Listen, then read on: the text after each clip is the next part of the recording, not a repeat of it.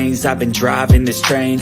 Years in this lane, there's no stopping this flame. Cause I came to the game and I changed it to play how I like, rearranged it to my own domain. Yeah, I got what it takes, made lots of mistakes, taking shots, skipping breaks, feeling lost, feeling great, popping off, singing straight, never stopped, never changed. All the squad here to play, and I've got something to say, yeah.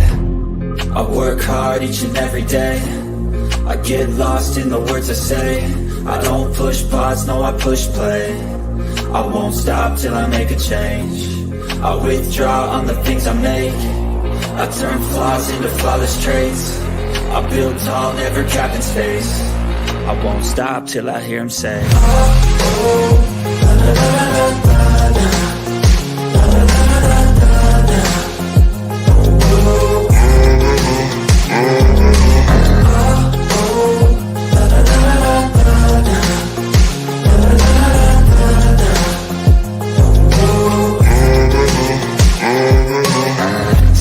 And I'm up again. I got tired eyes, need a cup of blend. That's right, in the AM, that's my only friend. No light, just the sun coming up on the horizon. I lose track of time, yeah, I move fast and climb a new class divine, yeah, true passion shines. And I'm through passing time, I choose stacking dimes. You snooze half the time while I move passing by.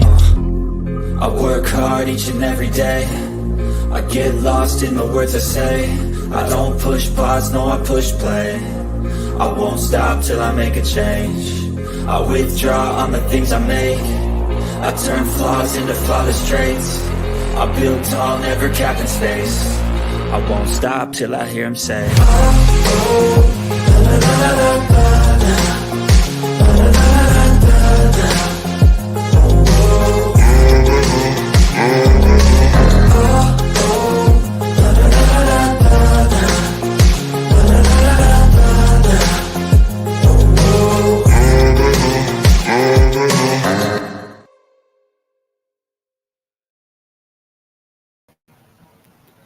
What's up? What's up? Hold on.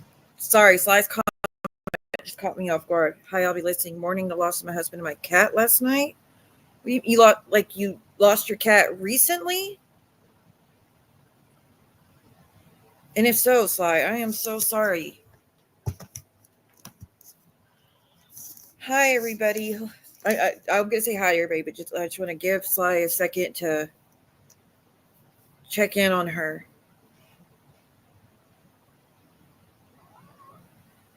Did she lose her cat last night, Julie? She's been vocal about her husband, but I know that that's pain that's never going to go away that's never going to go away for her. And I hate that she had a rough night last night. But did you lose your cat as well? Hey, Martin's mommy. And Miss Suzanne, if you're listening, please come in the chat. That you did nothing wrong. You are not unmodded. You never were. So I don't know if it was just a glitch and it wasn't showing for you that you were a mod, but I made sure to check, and you've always been a mod. So I don't know if it just glitched out maybe last night. Can y'all put some love in the chat for Sly? Sly, I don't know what happened, sweetie, but I'm sorry that you're really having a rough time. And if there's anything you need us to do, or just let me know. She did lose the kitty last night. Oh, Sly. I'm so sorry.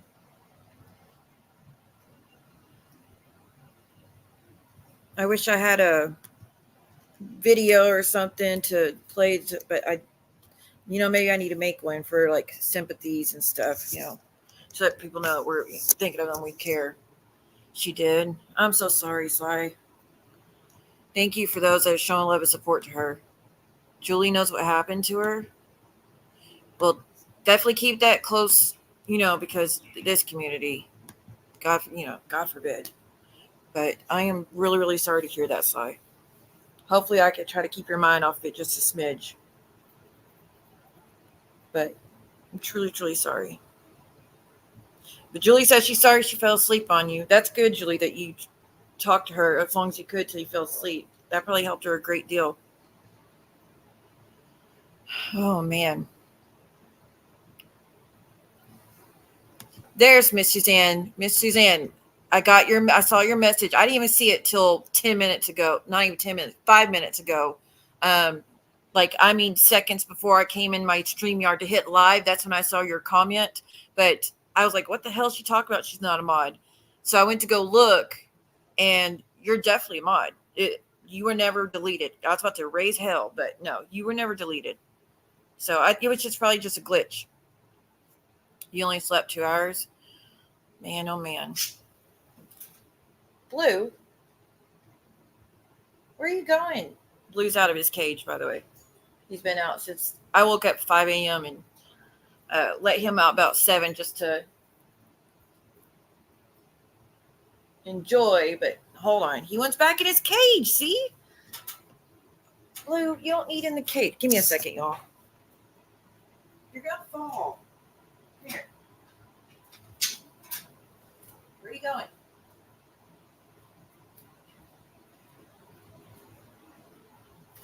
There you go. Now he's on the back of the couch. Every time I try to let him out, he wants to go back. He's been out for hours, but as soon as I went live, I guess he went back in, or wanted it to. I found myself unsubbed also. YouTube, girl, they keep removing subs. So it's 50 subs or so deleted. And it's not just me, it's other people too. So it's just YouTube. It's not you. You didn't do nothing. That's so tough, y'all. Where are you going? Blue, come on. You don't need back in the cage. Come on. Come on. Hold on. Let me go get him, y'all. How would you fall?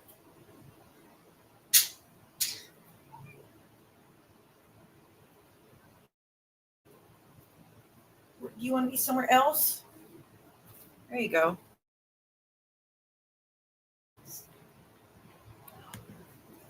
Hey, everyone. Thank you for being here, by the way. Hey, Stevie, how are you? No, girl, we just started. But yeah, so I take all the time you need. But condolences from all of us. Eyebrows threading. I've never done that. I just got through doing my eyebrows. Does that count? No. But me and Princess got plans today. I had to buy tickets for it. But that's not till later on. I'm not going to get a time because stalkers. But we have like I can't cancel them. So we're definitely going no matter what. So I have maybe 2 hours here with you guys. Blue, are you about to take off again? I have maybe 2 hours here with you guys. And then I'm going to get ready, get dolled up, and get going. And we got to wait for an Uber. And Uber can sometimes I get an Uber within 10 minutes. Sometimes it could take 30 minutes. Sometimes it could take 1 to 2 hours to get an Uber. So I got to make sure I'm ready to go out the door super early because if it takes forever, it's going to be a problem. Because like I said, the tickets, we have a reservation and we can't cancel the tickets. So I hate having to deal with Ubers and Lyfts every time we want to go somewhere, but it is what it is. And I would ask my friend to take me, but she's out with her boyfriend today. No, I have grand mal seizures, and my license was taken because of that in 2013. I just started it yesterday. Did it make you lightheaded, almost dizzy? Yes, Mono 48. At first it will do that, but just keep taking it. Your body will get used to it, and then you'll be fine. Blue, again, I'm just going to open the cage, let Blue in. Give me a second. You're going to fall. Here. Blue, here. I opened it. Come on, buddy. Fine. Go over to your cage. It's open. Go. He just wants to dance along the back of the couch. Come here. Come on, buddy. Come on. You in your cage? Don't. There. Now he's on his cage. Sorry about the distraction. But yeah, it will. He's there. He is. Now he's happy. Now he's in the cage. On his perch, looking in his mirror at his best friend. I try to let him out to exercise, and he doesn't like it. He really hates being out. But anywho's, okay, so this stream, I look, I think I could put everything out there about everything they've accused me of and have proof of everything, right? I know to the people that matter said that I don't need to, and they don't care, and they know better. Yeah, Julie, it did get better it didn't make me sleepy until I started taking it. So try to stick with it. Just try to stick with it if you could. Give it some time for your body to get used to it. But it was a lifesaver for me. But like I said, I haven't been on it since. Like I said, the last script I got was August of last year, and I've been fine. And that's after being on it for 8 years for my RA, seizures, and nerve pain. And I'm fine without it. But when I try to get my license back, I'm going to have to get back on it. I don't have a choice. But anywho's, so what I did is I went through my Facebook, the Facebook I had before I even became a part of this bullshit, this community, and even on Instagram. And I still have access to all of it. My Facebook is deactivated, but my Messenger, I can still get into it and look at whatever I want and whatnot. And I've had that Facebook, going back till 2008, I believe, is how long I've had that Facebook. So I have messages going back that far. So I went and I spent all fucking night. Not last night. I slept last night. I went to bed early last night. Like 9 o'clock, I was asleep, slept till 5 a.m. So I got good sleep. But the night before, I didn't get any sleep. I stayed up and just went through all my messages. Because Momo, the ho-ho, wants to sit here and continue to spread this lie that those pictures were sent to douchebag, aka my ex, and not sent to my sister. And I'll show you what she posted in a minute. And I was like, screw this. Now, I've already shown in the past that was to my sister, and it even says beneath it, sorry, sis. But she swears up and down that no, that was to her ex. Where she said, wish you were here, to her ex. Bitch, I'm about to prove you are a liar as usual. Once a fucking again. This is the comment. This is the post. That's proof. That's the proof you asked for, Celia. You wrote that to Keaton. Wish you were here. Why are you always lying? You admitted it yourself years back. And this is, sorry, I meant to move the comment off the screen. This is the post she's talking about. Right? Look, pay attention to the date. Now I'm going to show you some messages, but I'm going to show you what led up to that, by the way, to prove that I was not with him when I sent that message to my sister. I was with a different guy that I've known since I was a kid. And I met him, or like we reunited. Okay, we went to school together, knew each other for years. We reunited because he was based in Iraq during the war, and he was on R&R back in East Texas, which is where we grew up and where we went to school together. He was just spending RR like the Christmas vacation and New Year's, whatever, with his family. So that's the reason he was even in the area. And he just reached out to me randomly one night, and I had just left Keaton. I was not looking for no relationship. I didn't want anything. I had sworn to be done dating at this point, and which I'm not one that needs a relationship to begin with, but I was not interested whatsoever in anybody. But he just happened to message me, and anybody else, I would have been like, no, not interested. But I always liked this guy since I was in school. So I was like, sure, I'll come hang out with you. He invited me to come hang out with him and his sister and his nieces and nephews and his mom and dad. And it was just supposed to be a New Year's Eve party, whatever. And that we had a New Year's Eve kiss. That's the first time I've ever had a New Year's Eve kiss, and the last time I've ever had a New Year's Eve kiss. So it was pretty rare for us, like for me at least, to even do such a thing, like to plan for New Year's Eve kiss and all that crappy shit. I'm not very romantic, if you can't tell. But anyways, we started dating after that. I felt like it was just perfect timing. So anyways, that's who I was dating at the time. And that's why I started losing weight, because I started working out a lot, and he was overseas, and he had already flown back to Iraq at this point. And so he was already overseas, and I was working out a lot because this is 2 years after I had my daughter. I wanted to impress him. I wanted to just look better. So That's how I started walking and whatnot. So anyways, Momo's Ho-Ho and company say that this went to my sister. Well, let me show you proof that it did not go to my sister. I mean, sorry, it did not go to my ex. I probably misspoke just a minute ago, but yeah, it went to my ex. Damn it, I did it again. It did not go to my ex. It went to my sister. Lord, get it together. Okay, but let me show that a little bit real quick, and then we'll go to the leading up to the time frame. 1 second. Okay. Lord, oh Lord, oh Lord, mixing up my words.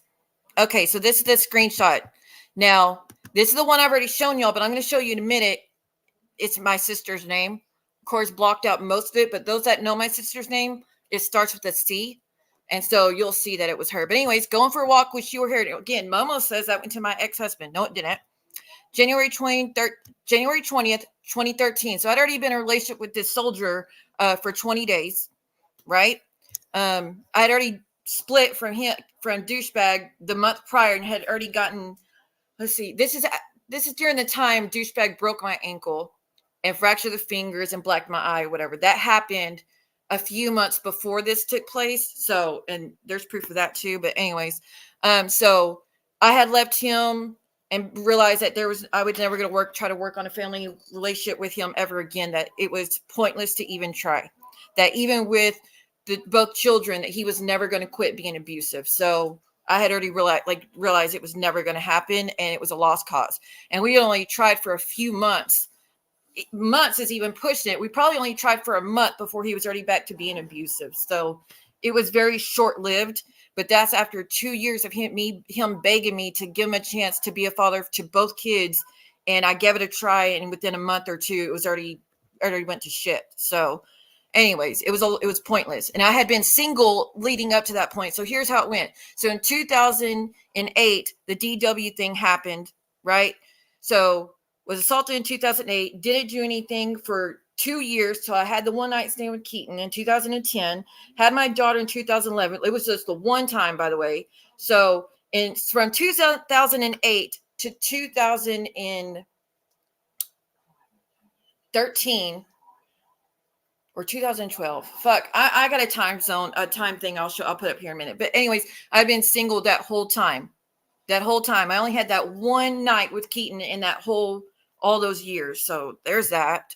But anyways, I'm getting beside myself. Just give me a second. Yes, that was me. But so anyways, this is to my sister, going for a walk, wish you were here, January 20, 2013. I said, yay, my waist looks small. How did you lose weight? Just being in love, blah, blah, blah. Corny as fuck. We know, we get it. I already spoke on that. Now, Momo says that that's to my ex, right? She swears and up and down, I sent that to my ex. And even another stupid idiot who thinks they know my life better than I do says it was to my ex. Well, let me show you something. Here's the message. Can you see whose name is at the top? It's a woman's picture. It has C-O at the beginning of it, not K-E, which would be my ex, right? Has my sister's name at the top, my sister's picture at the top. How did you lose weight? Just being in love. There's the message right there. That is to my sister, like I fucking said. And I'll even show you the next picture or the next message that I had not shown before. There she is again. How did you lose weight? Blah, blah, blah. I said to her, does it look like I lost weight? Duh, you claimed you were 180 or 200 a year or so ago. Because again, after I had a second child, and even 200 wouldn't even be that big considering I'm 5'8", but it was a big deal to me. So it was, I was weighing 140 in that picture. So yeah, I was fucking proud of myself. Anyway, I said, does it look like I lost weight? Duh, you claimed you were 180 or 200 a year or so ago. I said, I was, sis. Just wonder if it looks different from what you remembered of me. So, Momo, you still want to say that was to my ex? But here's the thing, like I said before, even if it was to him, who fucking cares? There's nothing wrong with those pictures. They're not, begging someone to come back to me. Girl, I just been with him and I already left him. So why would I be begging him to come back with me when I met a guy who treated me awesome?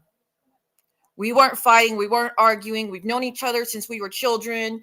He was a hardworking man. He wasn't an addict. He wasn't abusive. None of those things. Why the fuck would I be trying to go back with someone who just got through dislocating my ankle, fracturing my fingers, and blacking my eye? Why? Within 20 days time? The fuck I would have. But there's more. So just to prove the time frame. Oh wait, there was more to my sister's message. Hold on, let me see. Now, I guess to Momo, this would be my ex saying this. I guess Momo thinks my ex said, yeah, you look like a cheerleader, and wondering how. My body doesn't respond to my mood unless I was depressed. Then I'm good. I don't know what she said. I can't see what past that arrow. But I am in the gym 4 times a week, which is why I even sent her the pictures and why we were discussing being in fitness and losing weights, because my sister is a big gym buff. She had went on her own journey to lose weight at that time. So that's why I was sharing it with my sister and saying, wish you were here, because we had, last time she came to visit, we were going on walks together every day, which I couldn't keep up to her, honestly. We would walk for 2 hours, and then the rest, she would say, all right, I'm going to go finish running a few miles. I was like, well, I'm headed back to the house. I'm not running. Because I couldn't run at the time. I hate running, just so you know. But walking, no problem. But that's, like I said, to my sister, like I've always fucking said. Now, Momo, you said, well, see, well, you already admit it was sent to him. No, I didn't admit what I was sent to him. What happened is you assholes took pictures that were from my Google Photos, swore they were to him, and made videos out of it. And I was like, I don't remember sending that to him. They say I did, but I don't remember doing that. But if I did, who fucking cares? I have no problems if I would have. If these were pictures were to him, it wouldn't mean anything. It doesn't discredit me as a survivor or victim of DV, even if I had sent pictures like that. So there's fucking that. So let's move on.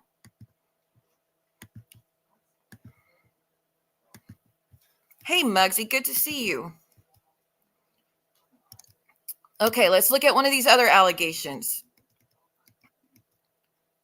To prove that I was not with Keaton at this point, or that he had done what he had done, like I told y'all about, and I had left him at this point, right?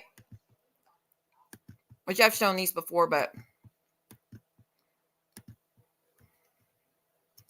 trigger warning on this.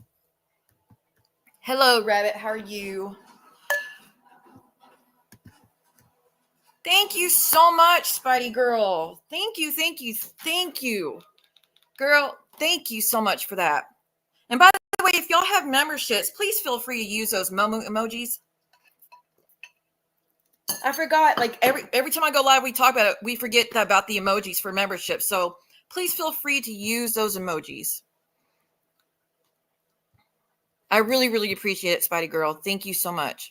So here's me talking to my sister at the time, a month prior, saying she was talking to me about what was going on in my life. And so he broke my ankle now and tried to plant his METH baggie and pipe on me, then left for the park. He has the kids, right? Then she goes, I don't understand. Why do you put yourself in that situation? He clearly cannot help you live your life. He clearly cannot help you live your life and be responsible. How can we convince you to leave him? I said, well, get me on disability so I never live with mom or dad again. Because that's one of the reasons I did keep going back to him, giving him chances. He also brought a GUN and swore he would put a, in my head once the kids were asleep. Right? So then my sister's just giving me advice. Again, it's from the same thread between me and my sister. So here's more of it. I pray for your health and peace of mind and safety regularly and always. I wish I had more power to give you. I said, well, he broke my engine beyond repair because he destroyed my truck. He destroyed my truck engine. I had not been reported for the seizures at this time. This is before all that, so I was still driving, and he destroyed my truck engine, so I couldn't leave. Just like he did my Camaro when I was 17, he destroyed it, so I couldn't, drive and have freedom. Just like another car, the Ford Escort I had, he destroyed it. It put Twix in the gas tank when I was dating Adrian, because he didn't like the fact that me and Adrian would drive around in the car to go run errands and stuff. He got jealous of that, so he decided to take my vehicle from me when that was the only way to drive his son around to appointments and whatnot. So there's been 4 or 5 vehicles of mine he's destroyed that I paid cash for, not anything he's helped me buy, that I bought myself and he would destroy it. I paid $3,000 for that truck, but he broke it. So yeah, that was the last vehicle I had before I got my license removed for the seizures. She goes, he also broke you. He broke your heart, mind, and soul. And I said, this is how I felt at the time. True story. The abuse is worth it. The kids don't see it. I'll find a homeless shelter for Princess and I. My son's, I had issues with my son at the time because Keaton was using him to be hateful. That's the truth. I said, but they tell me to stop talking. It is what it is. That's just what abusers do. It is what it is. There we go. Thank you. Y'all can see the emojis. Oh, that one's here. I'll tell you what this one is. That one. Thank y'all for using the emojis. I appreciate it. Let me see what points. Let me go back. True. That's very true as well. Hey, Erica, how are you? Jade, what is up? Good to see you. Thank you so much for being here. Oh, they don't get it. They don't fucking get it. But they're like, her son even said that there was no abuse. No, he said he didn't see it. But that still upsets me because he did see a few instances. But whatever. I mean, he doesn't have to come on and vouch for me or whatever because that just puts him in a spot. But I thought it was worth it as long as the kids didn't see it.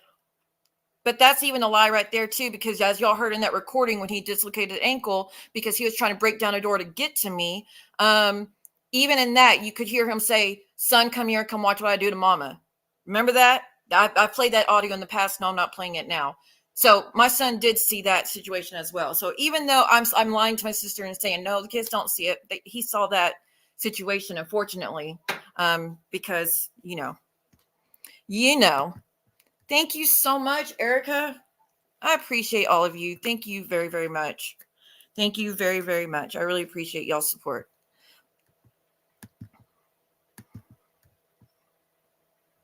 Here's the thing as well, Black Swan. They sit here and preach about what a good father he is. And, oh, well, you didn't have your son for 2 years, which I'm going to put up a timeline that I made for all of you because I'm really bad with timelines. That I've always been bad with the timelines. If I try to think off the top of my head when something happened, I'm going to get it wrong. I have always been bad with timelines. So the other night I sat down and spent a long time putting a timeline together of everything that took place in the whole, me growing up, me when I got married and forward. I put a timeline together of all the major events that happened in my life. So y'all could see everything without because that way I won't get it mixed up. So, and I have the messages that will show you that that's exactly the time frame it happened as well. So I spent time doing that, but I was like, it's important because I do keep getting timelines wrong. Thank you, Jade. Thank you. I have a funny video I'm going to be adding to my list of videos, by the way, since someone wanted to dox me the other day for no reason, which, Cooch, what is wrong with you? I'm vowing now I will never stand up for you again. When Jules and Johnny Mac were doxing your address, I was over here on my own, probably noticing. I was probably going to piss them off saying it, but I said it was wrong and they shouldn't do it. And your response was to dox me and dox my location. That was in that instance. And then when John went live and he showed all the stuff with your family, I spoke against it or whatever, and you still went on doxing me. And then this thing with JJ goes on, and I say that I think it's wrong for JJ didn't do this, by the way, but you were showing how your family members were being posted again, whatever. And I was like, I just don't think everybody should be doing that, but you have to not do that either, Cooch. And your response is, oh, I'm going to dox Siwa again. As I'm doing a stream saying you can't be this evil, Cooch, just wake up, you're going too hard. I don't know. It's misguided anger that you have for JJ and Cindy and whatnot. And we all felt really bad with the whole Mo situation. Your response as I'm streaming is, I'm going to dox the bitch. So don't worry, I will never come to your defense again. You got it. She did turn into a mean girl. I have not ever doxed Cooch. Ever. Do you want me to drop channel links of members with content? Could you drop the membership link? And if there's any other creators that come in here and want to, if they have a stream scheduled or whatever, then we'll drop the links for those for sure. Right, Erica. I know. But they swear I made it all up to get money from people on YouTube. Let me tell you this. The people in this chat and on this channel have done more for my daughter than he ever has. That's a fact. They have done more for her than he ever has. Only 2 times in her entire life has he tried to do something of his own accord. I'm not talking about child support being taken from his check because legally he has to. He doesn't get a choice in the matter. That's not a decision he's making. That's the only time child support ever gets played, if it gets yanked from him, just so you know. And it's been like that for 21 years. But only 2 times has he even offered to do something nice for her. One was he was going to, I was taking her to the movie, and he said, while I was watching one movie, he would take her to go to another movie, a different kids movie. And I said, that would be great. Sure, I'll watch Rocket Man. And if you want to take her to Secret Life of Pets 2, that would be awesome. And this was back in 2020, I think, or 2019. This was in 2019, I believe, when he offered this. And I was like, that would be great. If you want to, that would mean a lot to her. He didn't show up.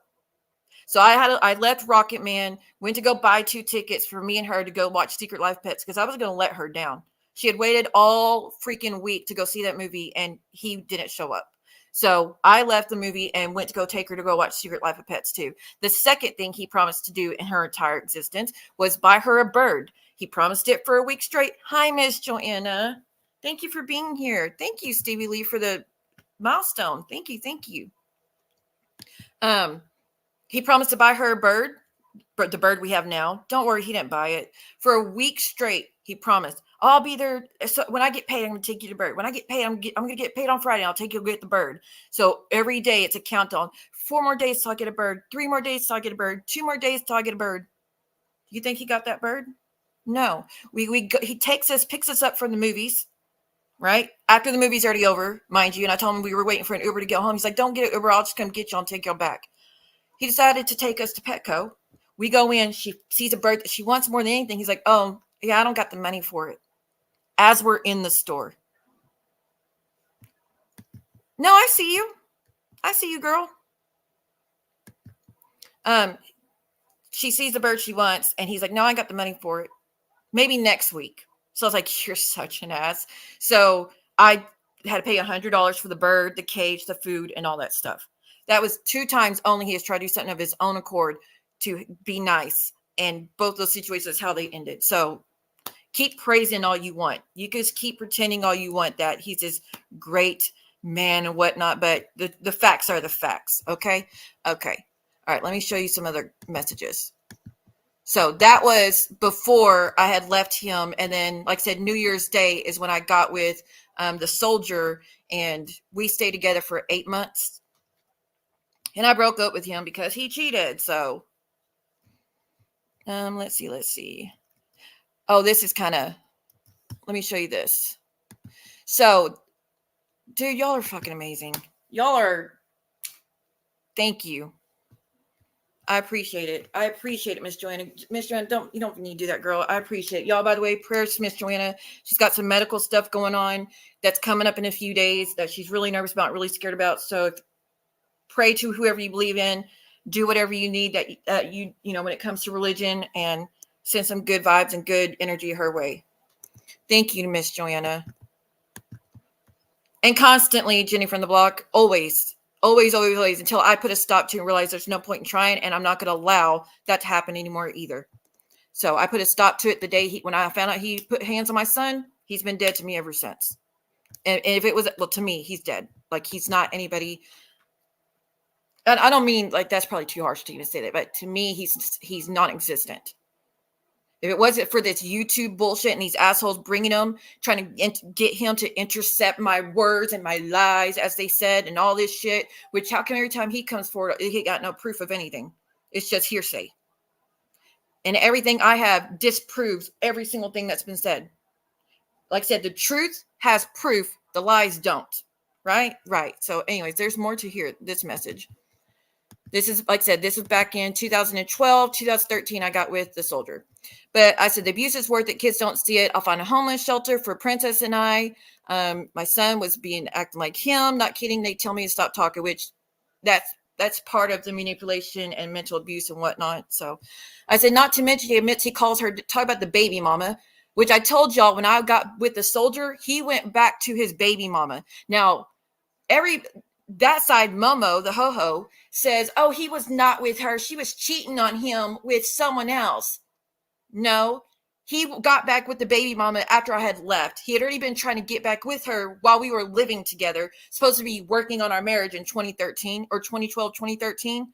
He was, like I told y'all, trying to cheat on me while we were actively living together.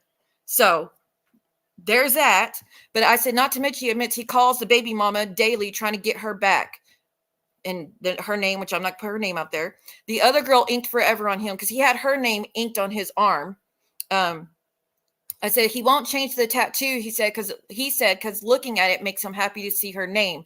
My name, nowhere. Oh, well. So for those that know, he got my name on from his inner elbow to his wrist. He had my name, all like a huge tattoo of my name, and he did it on his own. I never asked him to get my name on anything, but he got my name there, got it covered up when I left him.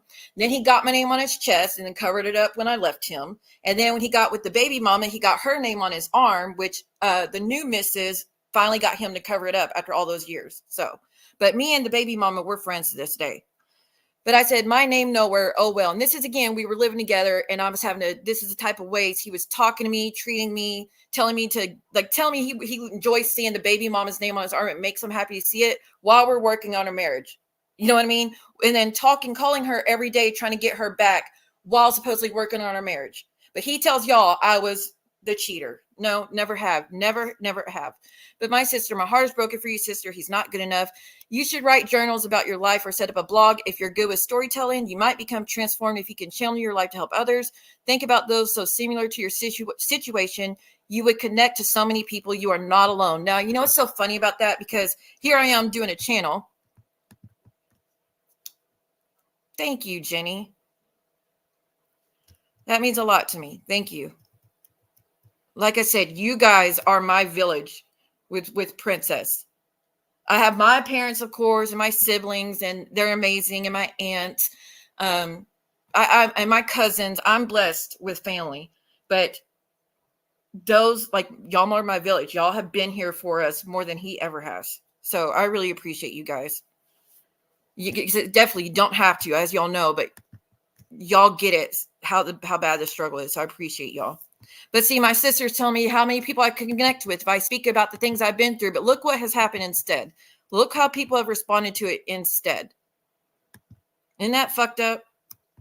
I mean, it's so nice thought for my sister to say you could help people and they would really connect and you're not alone. And then all I get is, you're a liar. That never happened. We're on his side. What a great person he is. You were the cheater. You were a whore. You were a slut. You were neglectful. You weren't there. You were a bad mom. Blah, blah, blah, blah, blah, blah, blah, blah, blah. Right? That's what I got met with instead. It's unfortunate. But my sister says it's unfortunate, but he is one of many that does have a light in his heart. Now that's someone that has met my ex many times. And that's how she felt about him. He does have a light in his heart.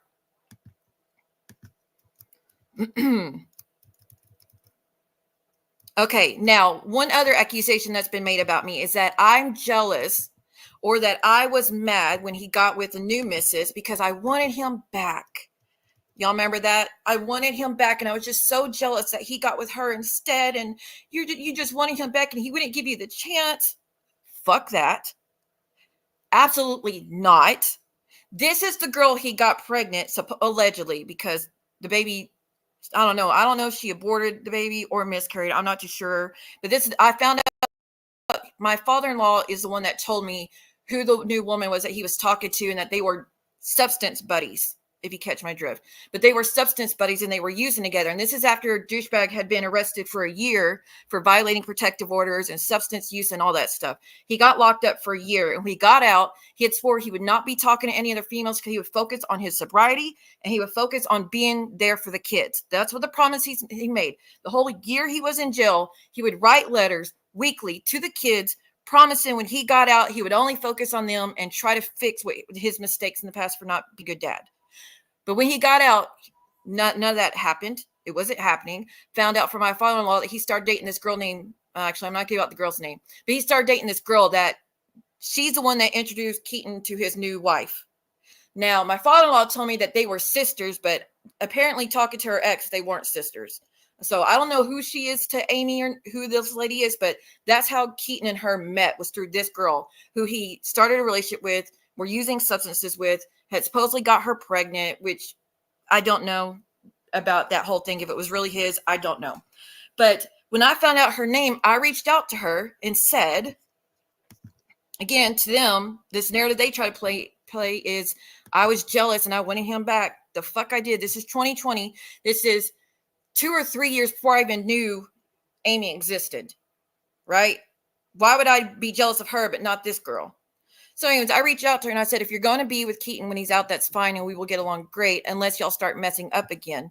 His kids have to be his number one priority at all times because he's neglected them for 17 years already and ruined their childhood. He needs to be focusing on repairing their hearts, but I honestly do want him to find a good woman that will help him keep straight. He's one of those men that need to be kept in line. He apparently is incapable of being alone, so it is what it is. Me, I'm not incapable. I've proven that. So it is what it is. I have yet to meet a girl with him that actually improves his life, so I really hope you take it seriously. That doesn't scream jealousy to me. That doesn't scream you were begging him to come back to me.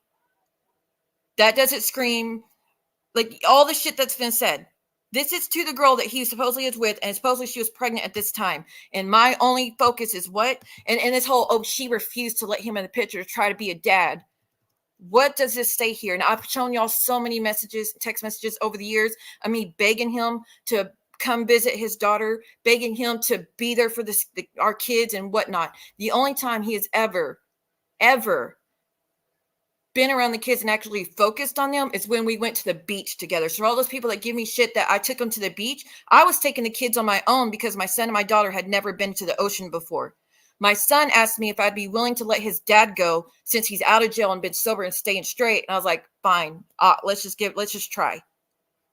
So his abuse, the physical stuff only happened, mainly happened when he was drunk or using. Now the emotional abuse, the financial abuse, the controlling, all that happened 24/7, no matter what headspace he was in. That was a constant. That happened since the day I met him. I mean, that was a constant. The financial, emotional, and controlling aspect was always him. But the physical stuff only really happened when he was drinking or using. So since he had been locked up for a year, and he had just gotten out, this before he got with this girl right here, and they started using together, that is, I thought it'd be a safe bet that if there was ever going to be a time, this would be the time to give it a shot. And the kids still remember that to this day, and they loved it. So you could shame me all you want for doing that. If I could go back, I still would do it. I still would have taken him with us if I could go back right now, even knowing all the bullshit that's said about me because I took him. I would still do it, because it meant the world to them. That was the only time they've ever had family photos with him. 21 years, and that's the only family photos that, my son was 17 or 18 at the time. So 18 years, that was the only time he'd ever been clean and cognizant of what was going on in the moment. So shame all you want, but I stand by that decision, and I'm glad I did that decision. Now, there's more to this message. So I sent her a text message at the bottom. I don't know if you can see it. So that was in August. In September, he's sending me messages. He's still sending me messages. Hey, no more lies. He's sending me messages, right? Now, we were only talking to co-parents to try to fix things for the kids. And of course, that's not where his mind is. That's not where his mind goes, as usual. So I sent that to her, and I'll show you the message I sent to her after the fact. But here's what message he sent me.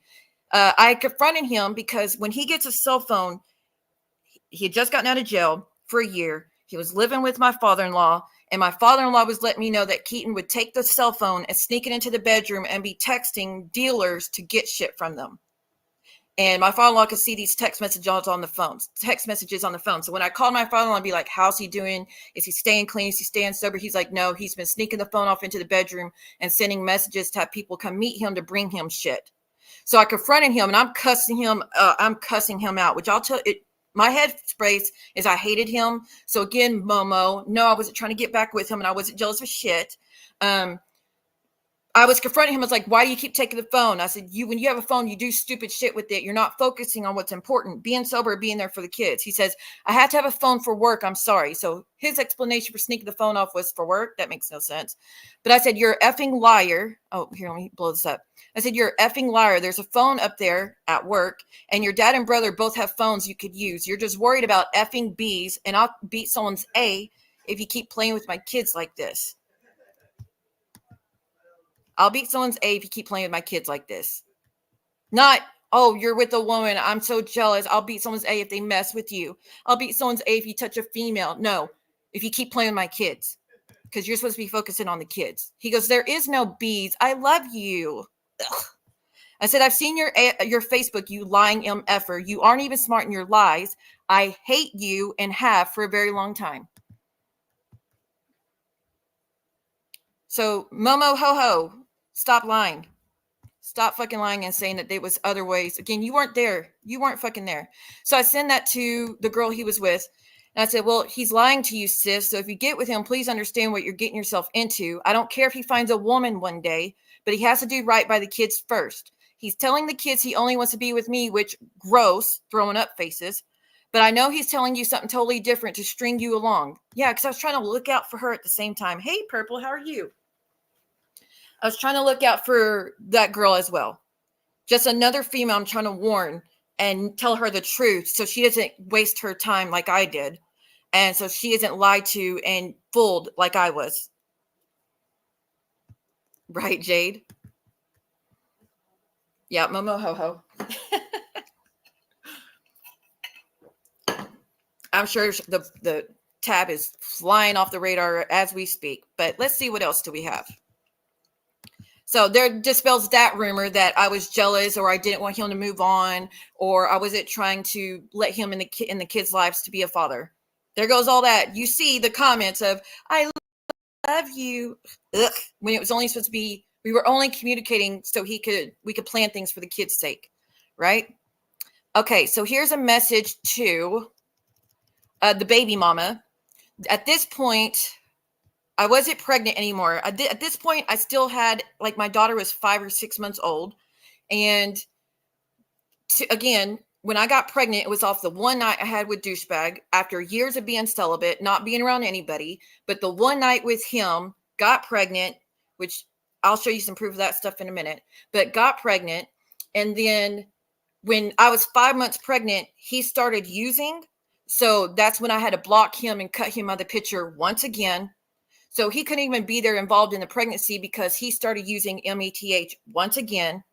And so I had found out also he had went back, was trying to work things out with the baby mama once again, and was going to be around the kids again. So I had found out from my father-in-law this day that he had, look, you'll see what the father-in-law told me, but I reached out to the baby mama and I'm like, please don't let him around the kids. He's not safe. I don't want you and their kids getting hurt. Keep him away from the kids. He's really messed up. He's been binging on METH. He's not safe. And this is when I'm I just had a baby a few months before. So from 2008 to 2000 till the end of 2012, I had not been in a relationship with anybody. I had not been intimate with anybody except the one time with my ex. And then, like I said, I got my daughter out of that, so I'm so grateful for that. But so 4 years of celibacy, right? Well, not completely, of course, that one day, but just that one day out of all those years was the only time I had been with anybody. So this whole thing, again, I was being such a hussy and a hoe. Why am I making these decisions to be completely away from men if that's the type of woman I was when I was younger, like he tries to claim now? But anyways, I send a message to her to warn her for the kids' sake. I'm legit not trying to harass. I'm seriously concerned about your daughter. I know dipshit was supposed to meet you today. Please listen carefully. He has been up since Tuesday. He lost his job at Top Cat because they piss tested him, and he tested positive for THC, METH, and amphetamines, and Xanax. He just insulted our son on the phone and made him cry for about 30 minutes hysterically. Anyways, I go to court this week, and I've collected pictures of him smoking green, and rolling up a joint and holding the baggie. If you would like copies to get his rights snatched up, because I for sure am, he's already destroyed my son's life. He doesn't need the chance to do it to your daughter or my daughter. Please heed this warning. He's very dangerous right now. In less than 2 days, he spent his whole check on METH and Xanax. I was there Thursday, as in I went to my father-in-law's to visit, so my father-in-law could visit the kids. I was there Thursday, and he smoked while the kids and I were there, as soon as we left. So we're there visiting with his dad, because he's a great grandfather. He is a really good man. While we're there visiting his dad, Keaton's in the room with the door shut, smoking METH with his kids 20 feet away. Yeah. Really fucked up. And his daughter was a baby. So, like I said, from the time I was 5 months pregnant till she was 5 or 6 months old, he was using that whole time. That's why I didn't allow him to be involved in the birth or anything. But anyways, I was there Thursday, and he smoked while the kids and I were there. And as soon as we left, last week, he smoked while the kids were sleeping 20 feet from him, and he was lighting his METH pipe. I'll vouch for you if I need to. But y'all want to sit here and think that he's great and wants to do right and cared about their safety and all these things like y'all claim. And I just put up all these blocks and wouldn't let him around or try. Get the fuck out of here. If that's what he's willing to do 20 feet away, I don't know how y'all sit here and overlook all that and then claim he's a great guy. I don't get it. Let's see. This is from Freya. This is between me and Freya. Freya had sent me a message. Thank you, Wildlife. Thank you for being here. Thank you for the milestone. This is between me and Freya. Freya, I've done an interview with. Those of you that watched that interview knows what she went through with Keaton. But Freya had reached out to me in 2013. I had already been with the soldier now for 4 months. She reached out to me out of nowhere and said, I'm looking for your snitch ass husband. I'm coming for y'all bitches, or some shit like that. She said, I'm coming for y'all's bitches, because apparently he had snitched on her for something. I don't know. But she had said how she got some criminal case on her thanks to him snitching on her. Again, I don't know. I don't know what she supposedly did, but she was reaching out to me, mad at me about him. And so this is my response to her. I said, look, I'm not with, wait, hold on. I got a message. Let me check. Come on, phone. Come on.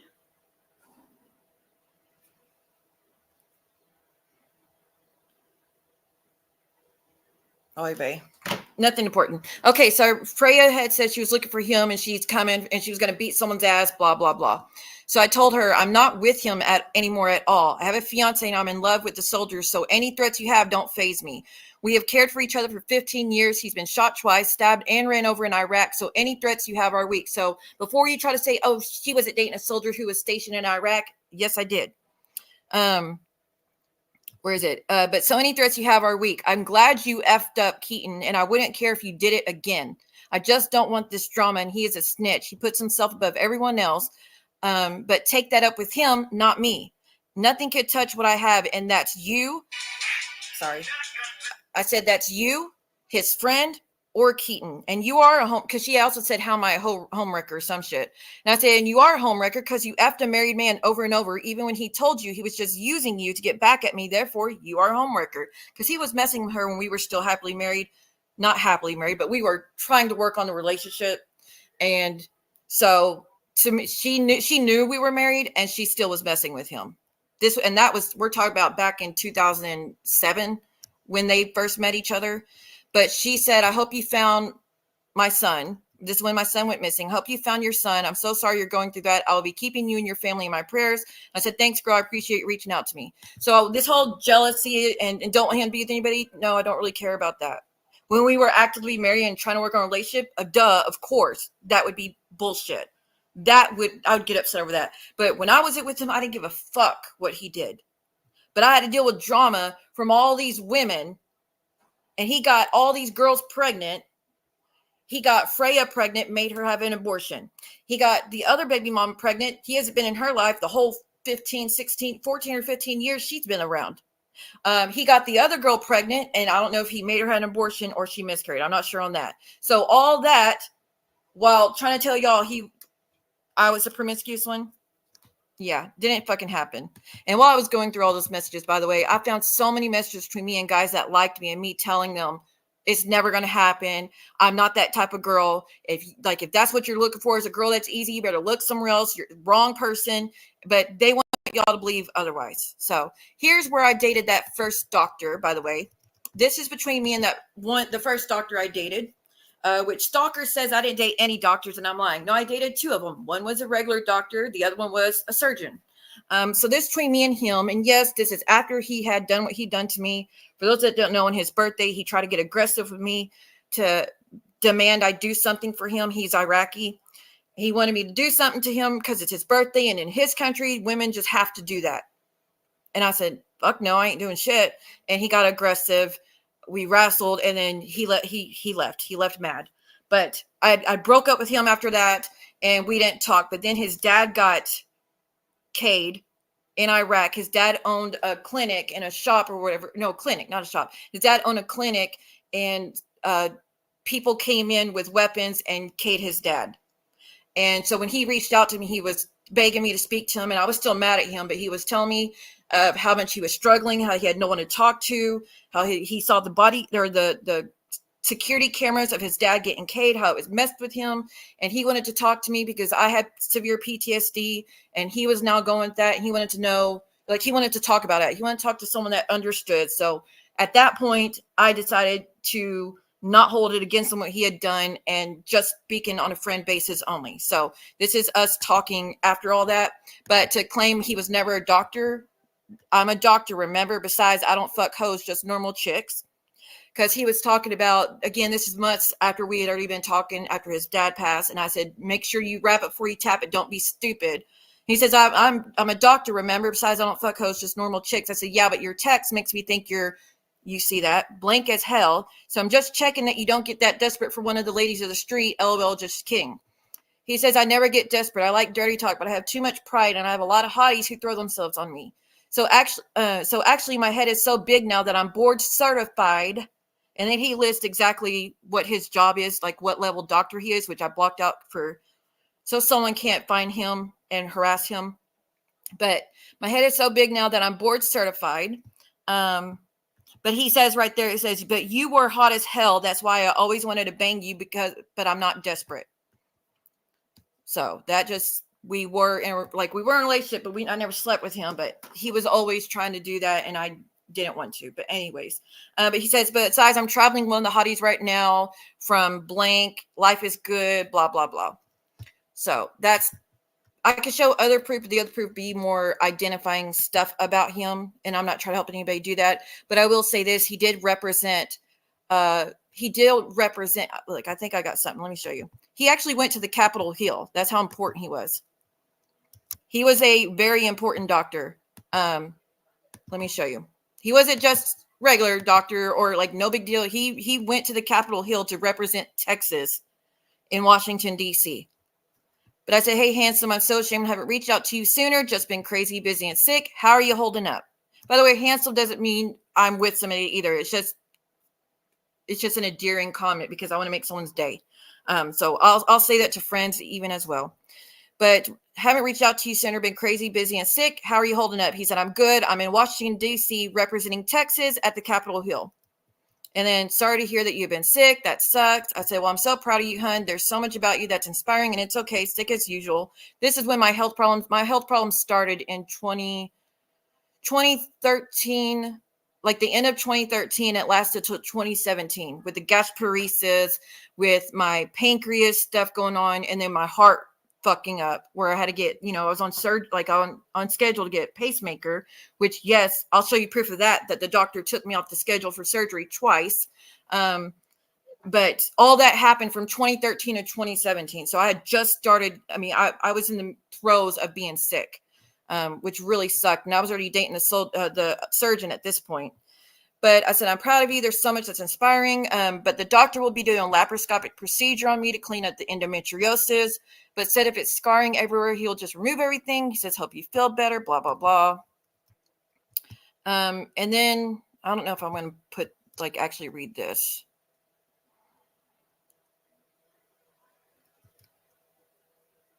Yeah, I don't know if I'm going to read this next one.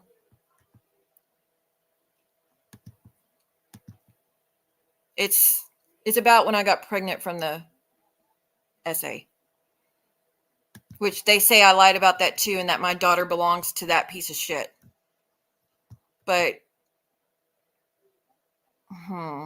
fuck it, I'll read it because we know, Jade, we know. But this is me talking to, not to him, to a friend of mine that was living in Turkey, and me and him had talked about dating. He was a really good guy. He was a businessman. We talked for years, but it never led to anywhere. But anyways, we were talking a lot, and he was saying how he wanted to buy me a plane ticket to come to Turkey to meet his family and whatever. And I had kept it from him, what the things I'd been through. As I told y'all, I didn't tell really hardly anybody all that time because it was like I was ashamed of it and I hated it. So, but this guy was in Turkey, and I ended up finally telling him after years of talking that this is what happened. This is what I'm dealing with. I just wanted you to know before you paid for a ticket to fly me out, because if that's a deal breaker, what happened to me, I don't want you to waste your money. So I told him I got pregnant from the essay. Her name was Lily Jean. I lost her at 4.5 months. I can't discuss more than that. It's the most painful moment in my life already. And I'm already shaking just saying that part. My heart and mind can't handle that pain. Anyways, I was told after that I'd never be able to have a child again because of all the damage done from the essay and Lily.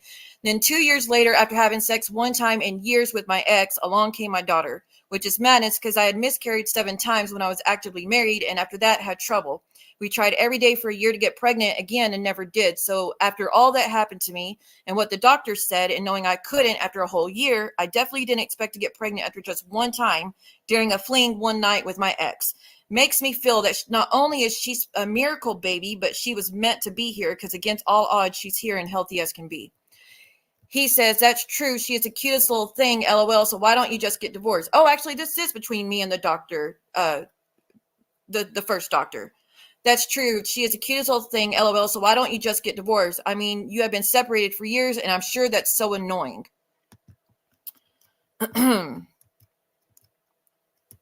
That's more. Hold on, y'all. 1 second. I know I don't, but it's proof of everything they say about me is a lie. Everything they've said about me is a fucking lie. This is about the court case and how everything went down and how I had to stay in the hotel with the U.S. Marshals and the Texas Rangers and all that shit. But here, I'll show you this one snippet of it because people say I exaggerated those details as well. Look at this. This is in 2017. 2017, I'm talking to this person, telling them everything that I've been through. And I said, this is after DW had escaped the courthouse and the SWAT team had already carried me to a new hotel room or whatever. They say I exaggerated this part or I made it up once I got on YouTube to make people feel sorry for me. But no, these are the facts and this is how it happened. But I said, we walked into the lobby. The girl behind the counter said, you're that girl from that M trial. The U.S. Marshals threatened to lock her up if she told anyone that I was at the hotel. It was all over the news that an escaped you-know-what was loose. They told me if anyone knocked, I was to get under the bed and stay there till they said it was safe. All was going well. I became close with one female cop. I told her what he was capable of. So she called her loved ones to warn them and to get backup for them because only she knew at that time that he had essayed me. At 3 a.m., because this is the night before the sentencing phase of the trial. So he had just got convicted for killing my friend and had escaped. The next morning at 8 a.m., I was supposed to go to testify about what he did to me. And my friend was supposed to testify about DW pulling a butcher knife on him, trying to kill him in the past. And then like all that, everything that he had done and how many lives he ruined, like everybody was testifying about what he had done.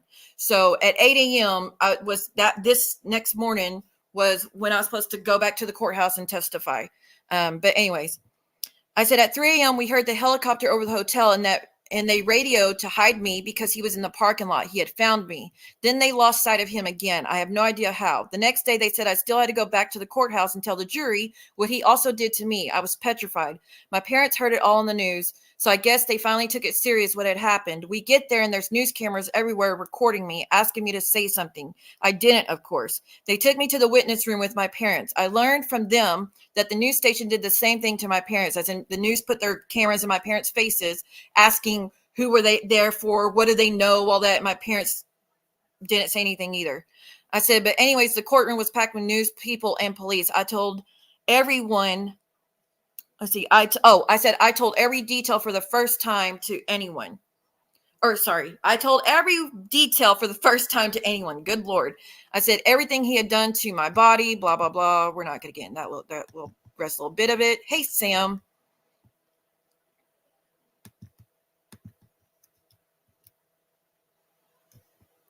Here's the rest little bit of that. I don't know if y'all can see the writing, but then I was in the witness room with my parents, learned from them that the news, I already read that part. Let's see. I told every detail for the first time to anyone, everything he did to my body and what he said in my ears. I looked out to the crowd and saw my parents crying while others just wrote down what I was saying for their newspaper and TV shows. Then we went back to the witness room. Then he walks in the sheriff. He said, Siwa, it's all over. We caught him right down the road.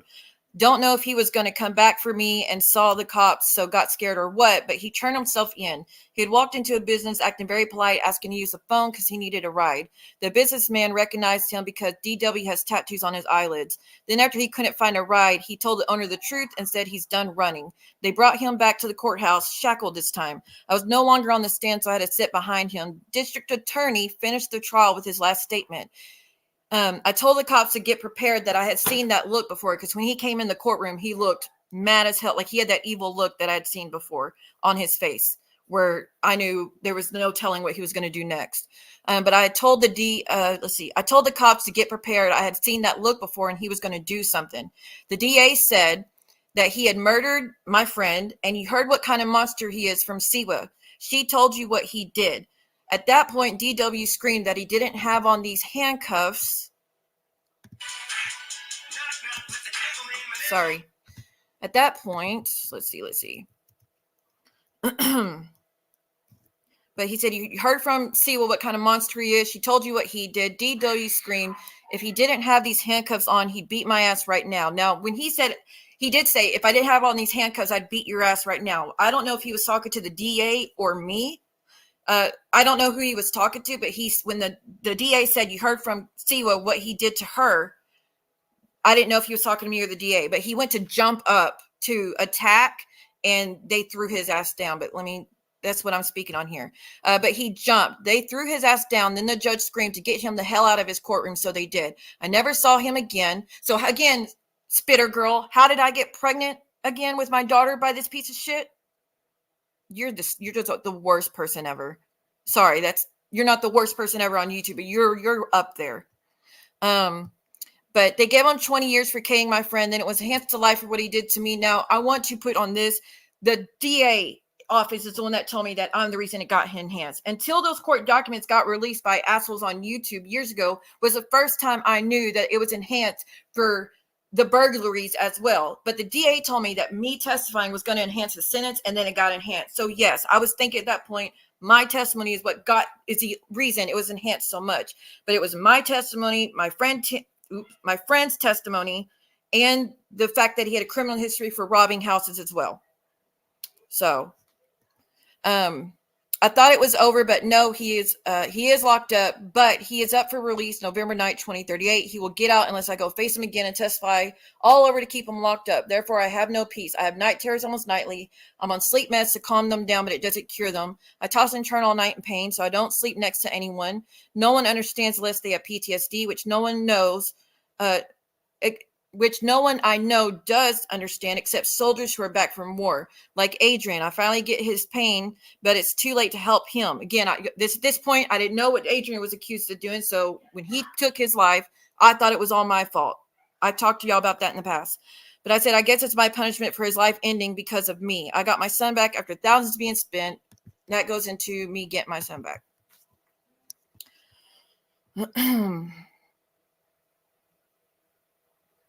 Wait, what? Her hospital admit, surgery 2 weeks later. My stuff happened because I have a birth defect where my pancreas wrapped around my upper intestines and formed around my upper intestines when I was in utero. So that's why I had gastroparesis at the time.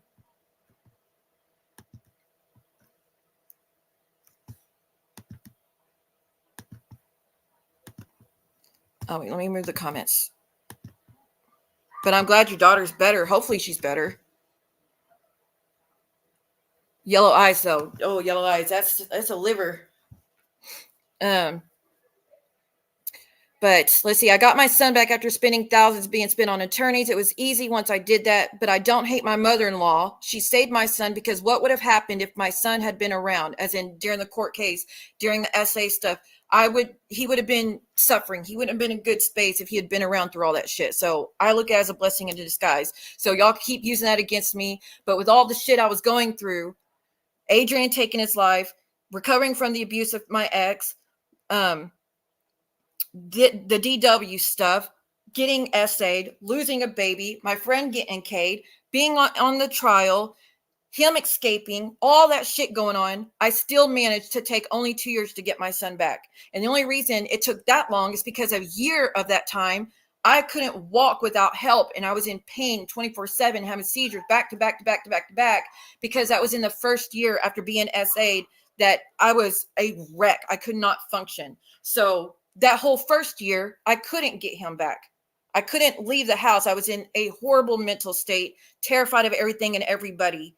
So yeah, no, I couldn't get him back that first year. But after the trial was over and DW got locked up for good, that's when I was like, I finally got my life back. I'm going to start working again, get the money I need to get a lawyer to get my son back, because my mother-in-law was not supposed to have them. But again, I look at it as a blessing in disguise.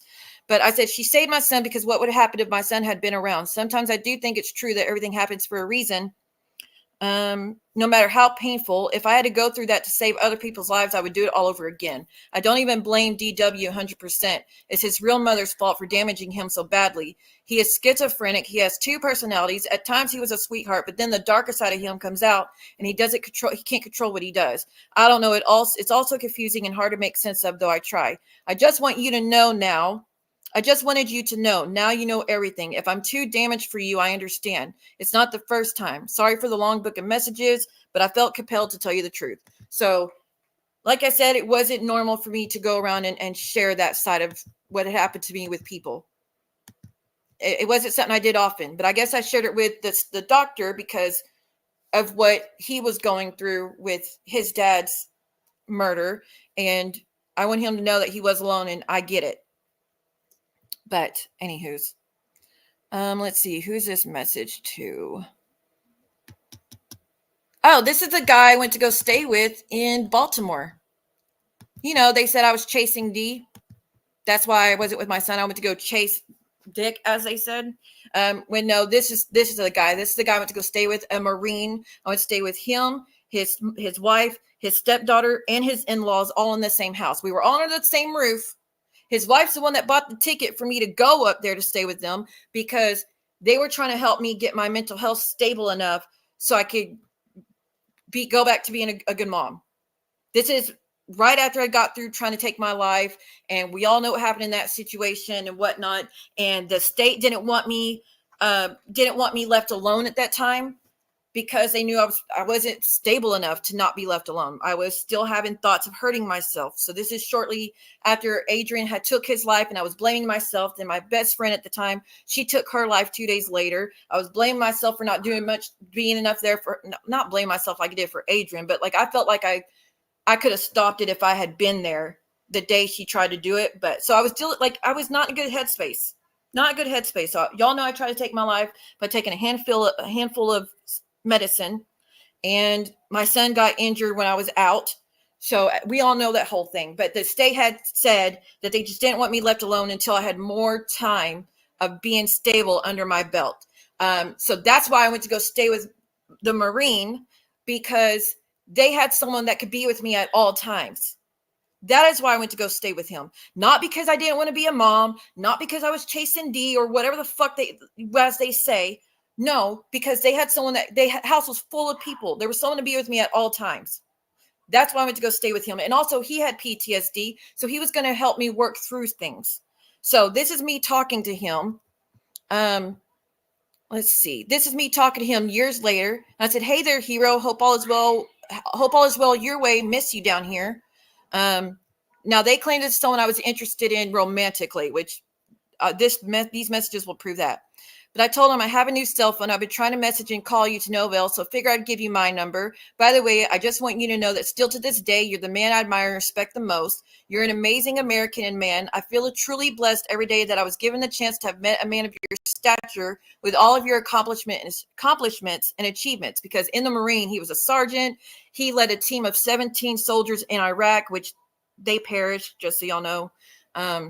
And then after that, he was a police officer. So he had a lot of accomplishments in his life. He had a lot of awards in his life, and his legs actually got blown up.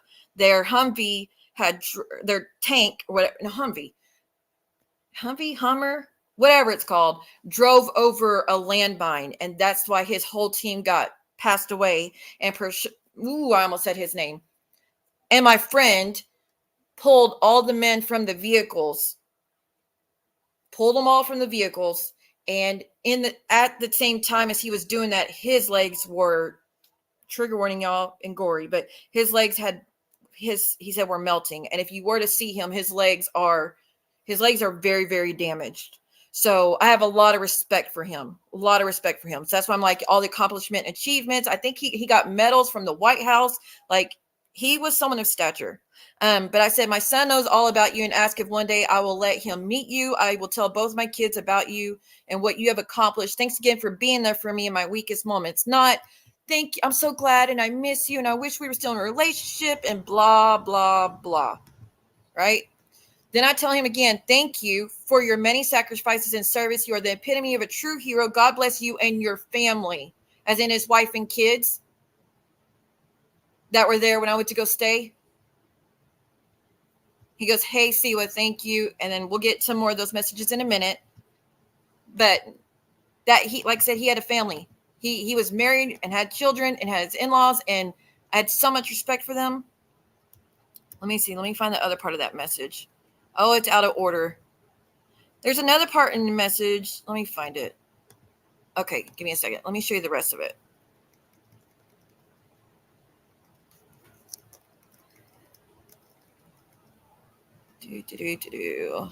I want to show you the last little bit because I told him how I was so helpful of his last relationship. And I was talking about the marriage because he had told me that they had split up and he was dating someone new. And I was like, dang, that sucks. I was really hopeful of your marriage, like that it would work out.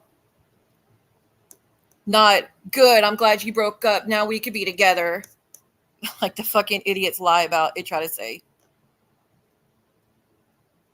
Give me a second. I got to go through these messages. I know I have the other part of it.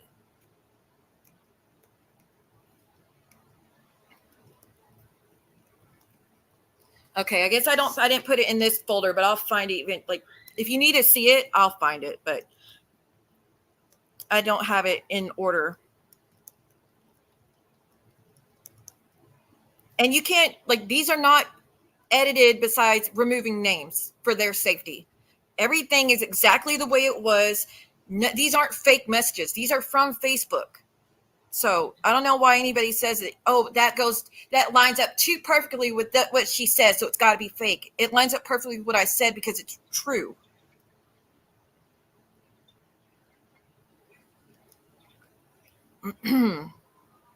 Yeah, I can't find the rest of that.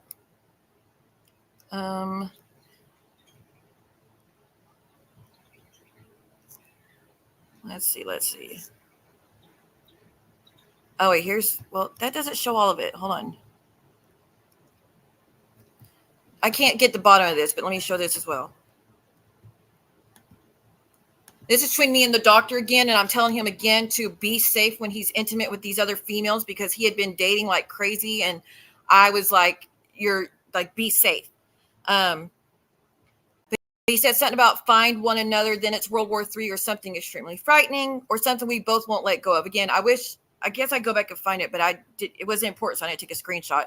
I said, the only thing frightening is a souvenir of that happening that involved antibiotics. He was talking about finding a new female and whatnot. And I said, well, the only thing frightening is a souvenir of that happening that involves antibiotics. Again, I'm telling him, stop being promiscuous, be safe right before you tap.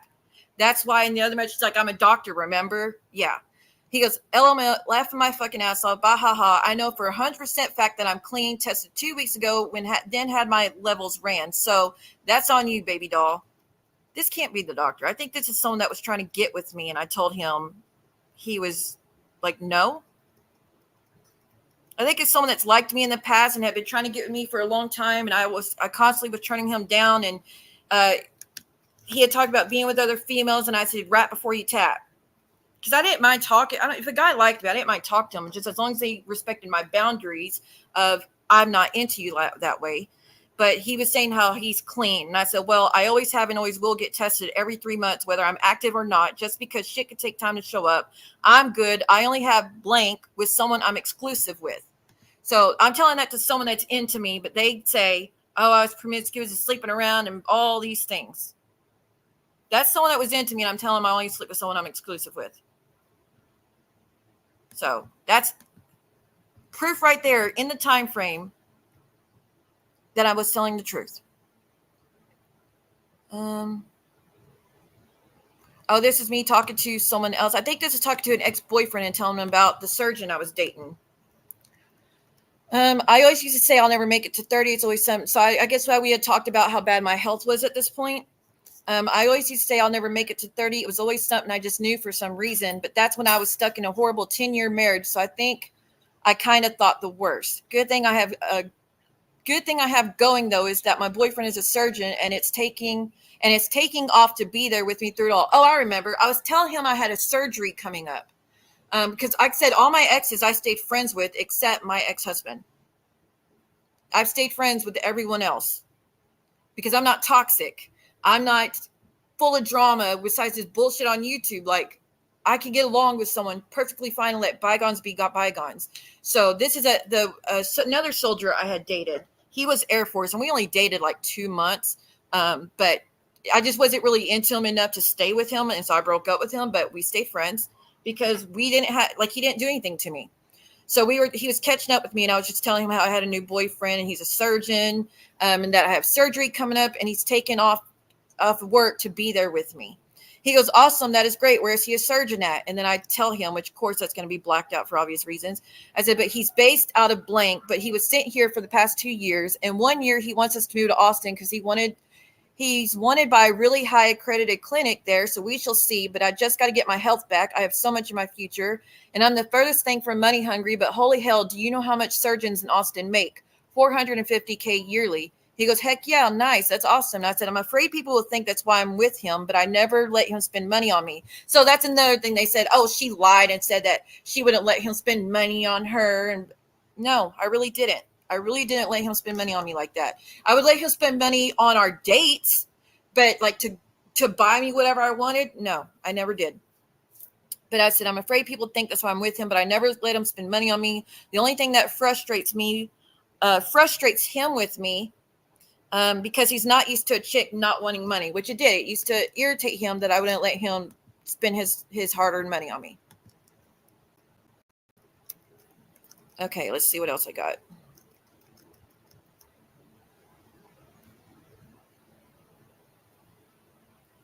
You know what? I'm just going to go ahead and share this. Because it lines up with everything I've told y'all. But I say, you know what? I'm going to take a huge leap of faith in you and your heart, which I believe is pure when it comes to me. And if not, well, then I have no regrets because I gave up all my secrets so you could judge me before you spend money on me. This is the one to the guy in Turkey, I think. I think this was the one to him. But I'm going to give up all my secrets so you could judge me. So you could judge me before you spend money on me. Yeah, it's going to be the guy in Turkey. I drank a few pina coladas so I could tell you, which I don't drink often, but needed you to know something. So here it goes. After Adrian K'd himself, my world turned black. I never knew love till he came along. He rescued me, and I met Adrian in 2007.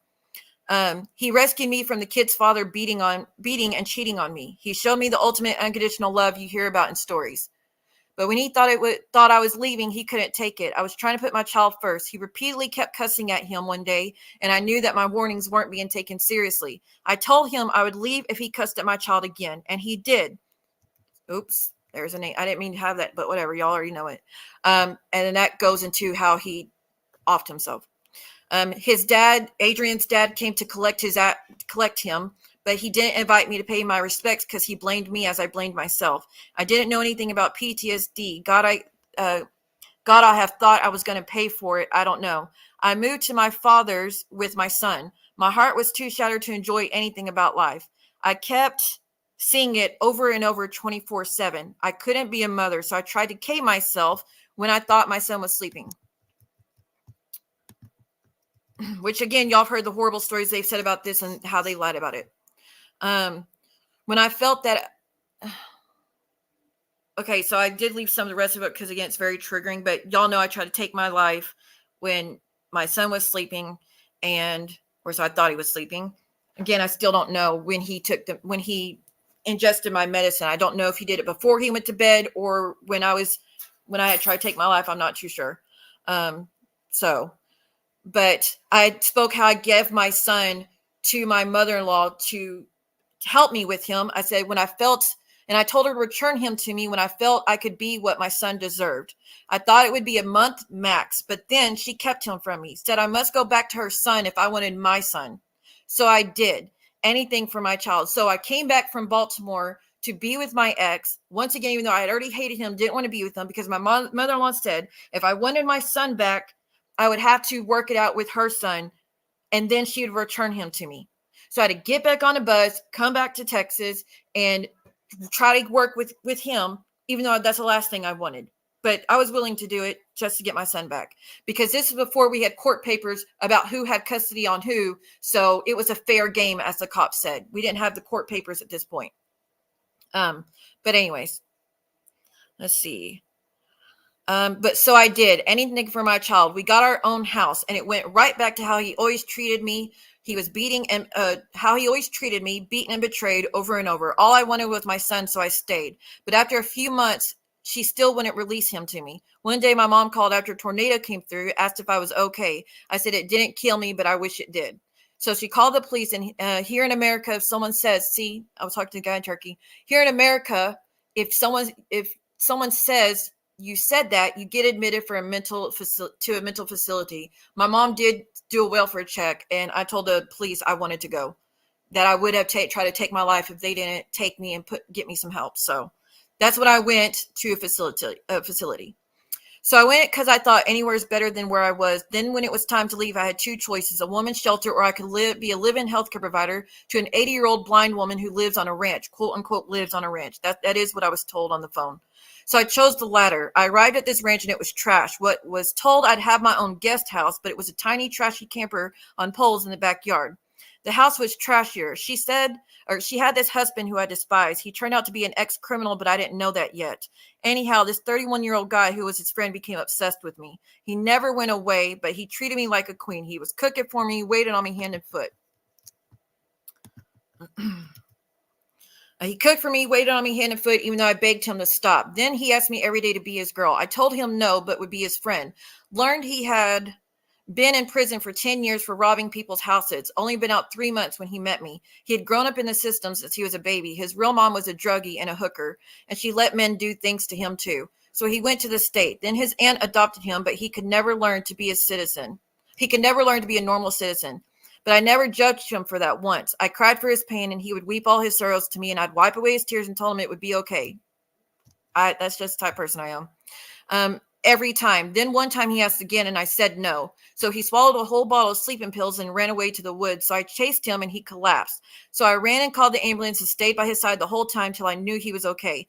Then my health started to fade. Something was wrong. I was passing out anytime I felt stressed. I couldn't speak or move, but I could hear and feel everything. I learned much later that it was my mind's way of shutting down to deal with everything that was happening. He then lost it, and he locked me in a camper for 3 days. I couldn't escape. He would bring me food, but when I tried to rush him, he blocked the door. And then it goes into the essay, which I'm not sharing y'all the details of it. Y'all know why.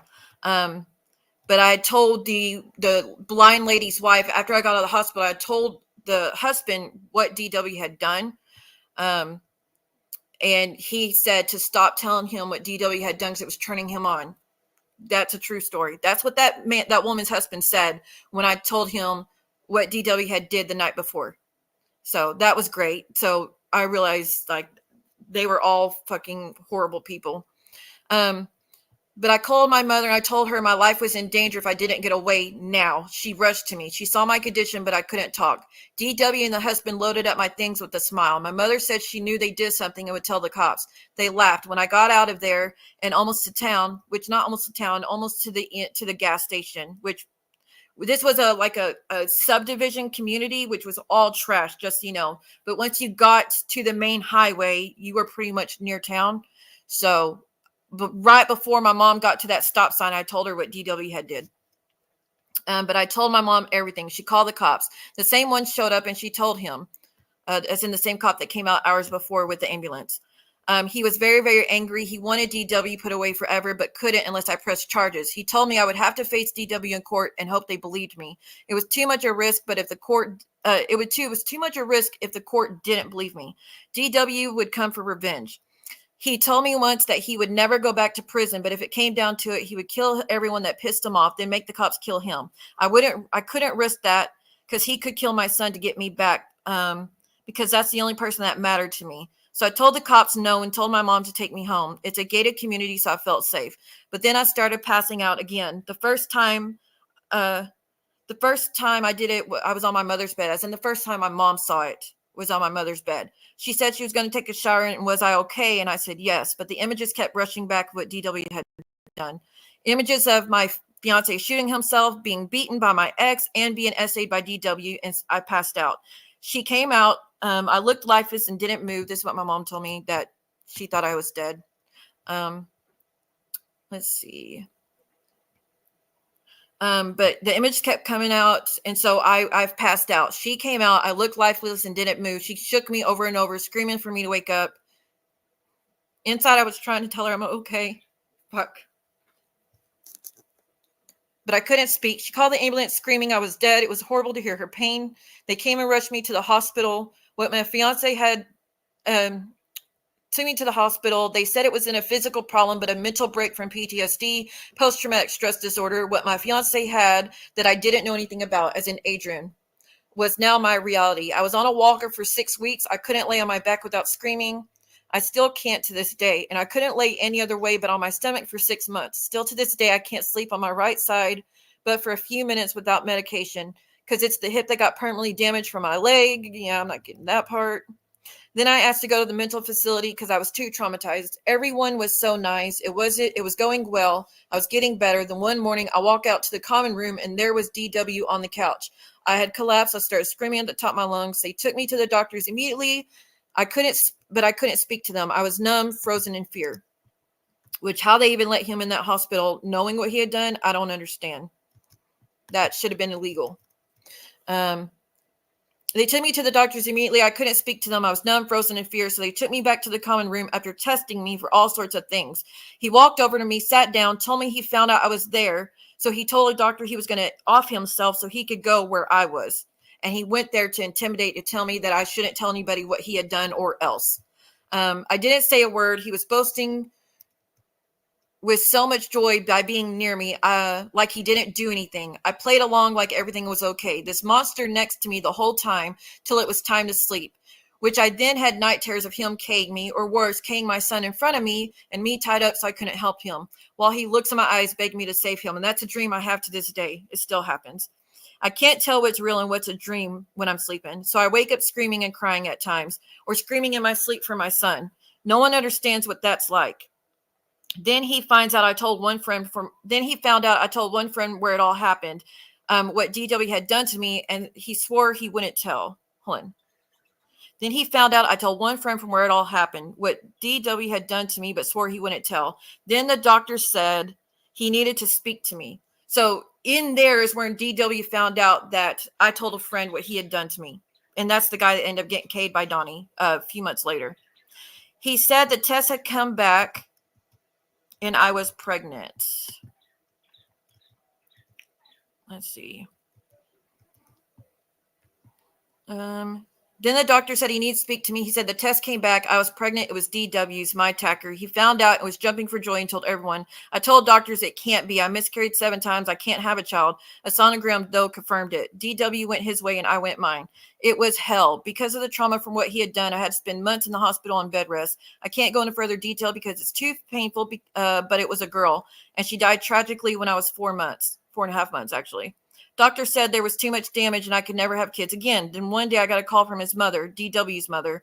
It was November 1st, 2007, a day I'll never forget. She told me DW wanted me to tell you he will never bother you or hurt you again. This is how I found out DW K'd my friend. But he said, wanted me to tell you that he will never hurt you or bother you again. I asked her what the hell was she talking about. She said that he was arrested for K'ing that one friend I had told. There's a lot to this story, but I went undercover on my own. I studied M cases my whole life. It was my dream to be a homicide detective. Here was my chance to help. I got a full confession from his dad who had helped. All the gory details. And then I got that confession like months later. 6 months later is probably when I finally got the dad, when I started going back around that family and the dad told me what DW had done. I got a full confession from his dad who helped, all the gory details. I visited DW as a forgiving friend. Remember, I took his mom. Got more evidence that was used in the trial that helped put him away. And then I testified, not for me, but for my friend, who was next if I didn't testify. The jury believed every word for me because I was a good girl from a good family, had no criminal record, and never been on drugs, so they all trusted me. They convicted him for first-degree murder based on my testimony. The next day during sentencing, I was to tell the jury what he did to me, how I lost a child, and that way they would enhance his sentence. The district attorney took me to his office in the courthouse. I had been all alone except for the cops the whole 2 weeks of the trial. So I called my mom and told her it was over. He was found guilty. As soon as I cried in relief, the cops rushed in and grabbed shotguns and bulletproof vests, and the district attorney told the others to put me in his bulletproof office because he bolted. They did so. They threw me under the desk. And I don't mean they actually threw me under the desk, but they rushed me under that guy's desk. I was DW's number one target. My life was in danger. That was at 3 p.m. It was 11 p.m. before they tried to get me out of the courthouse. I came out the courthouse doors, and the entire parking lot was packed with police, hound dogs, cops on horses, helicopters above us with searchlights. It was madness. The SWAT team blocked me with barricades so no bullets could reach me and put me in a bulletproof van to transport me to my hotel. I was a few blocks from that area where he escaped, so they wanted to get me further out of town so he couldn't find me. Last we had heard at that point, he had tried to steal an old lady's car, but she had fought him off, and that happened at the post office. I still remember. So they take me to this big hotel further away.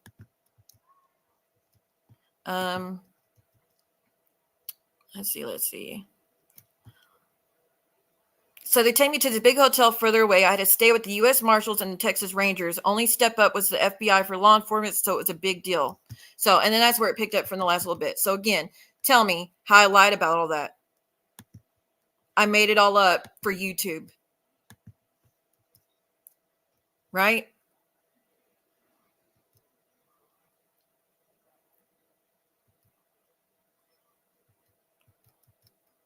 So that's another lie debunked, that I made it all up and that's not how it really happened. And I just added stuff to make it seem better or whatever the fuck y'all have said. How many more things do I need to prove that I'm telling the truth? Let's see what this is. That's about the trial.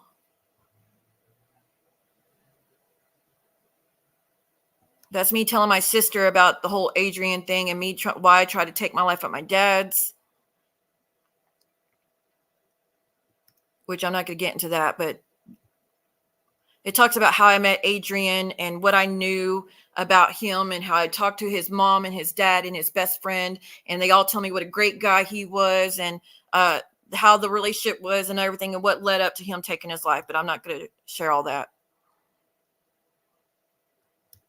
This is me talking to my sister again, which again, they say I was promiscuous and just sleeping with everybody.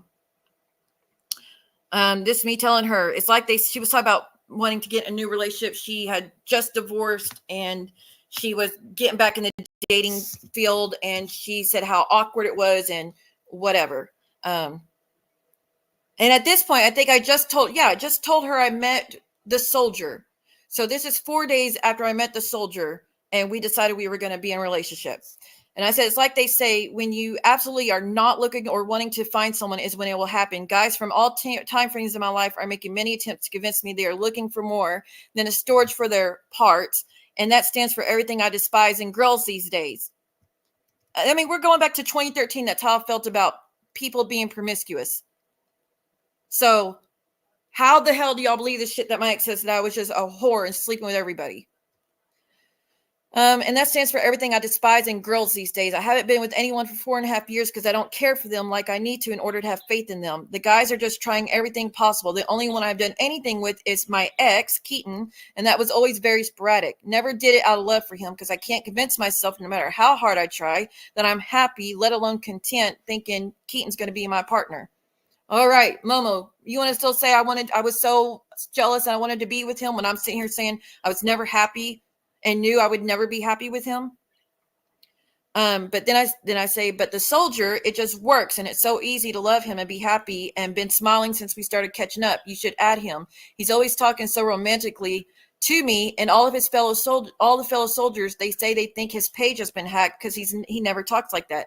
I still remember, again, he was based in Iraq, and to talk to people, anytime a soldier wanted to talk to their loved ones in the States when they're in Iraq, they had this communication room with computers and whatnot, and you could FaceTime with them. And so he would have to go in the communication room with all the other soldiers talking to their family, and we would talk and we would FaceTime till I fell asleep. We would stay on that FaceTime till I fell asleep. And we did that nightly.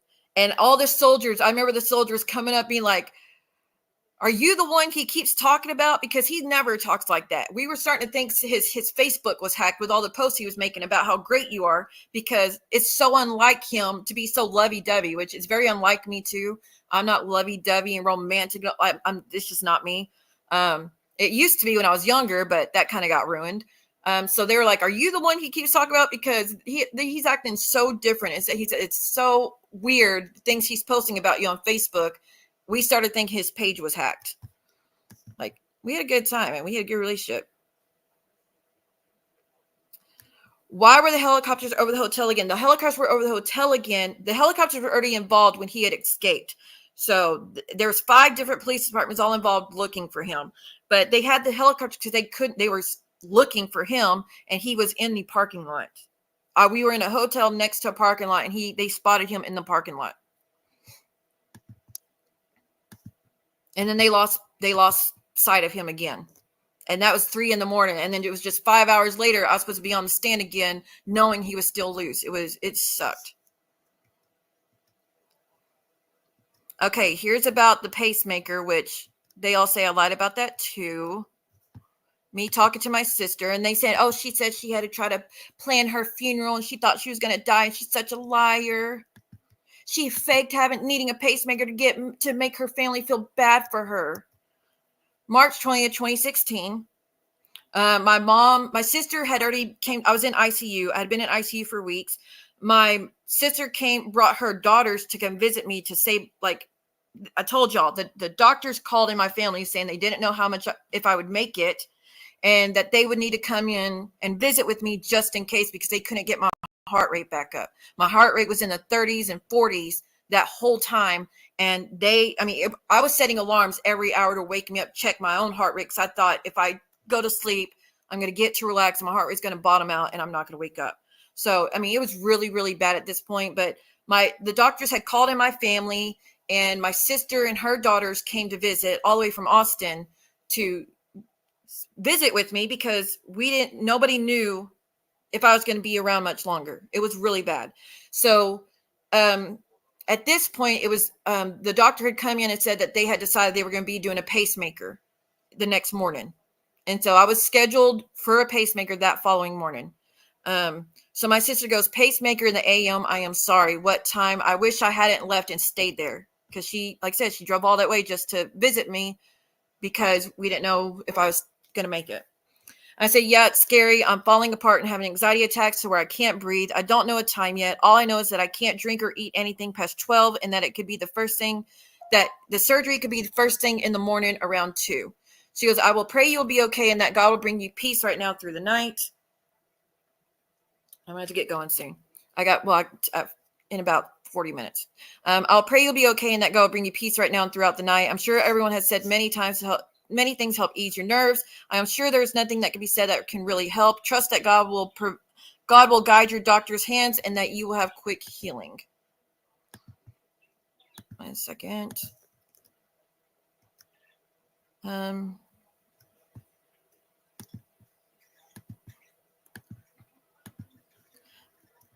said, thank you. No, there's not really. My fear and tears are my fear and tears are for the kids if I don't make it. I'm not afraid of dying at all. I'm afraid of what it'd do to the kids to not have a mom or dad because the dad wasn't in the picture.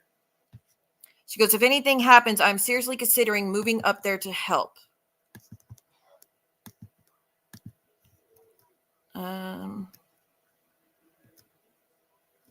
Hold on, I'm trying to get it all in order.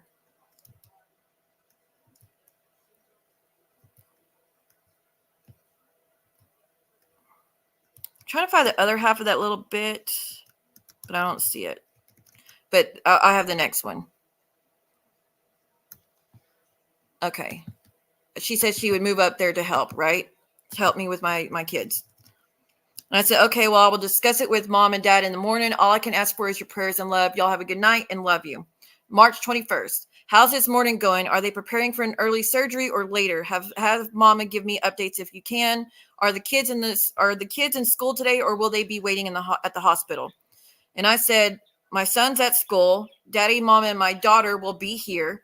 I still don't know what time. My heart rate was getting up earlier, but then my blood pressure started dropping again, so I don't know what will happen.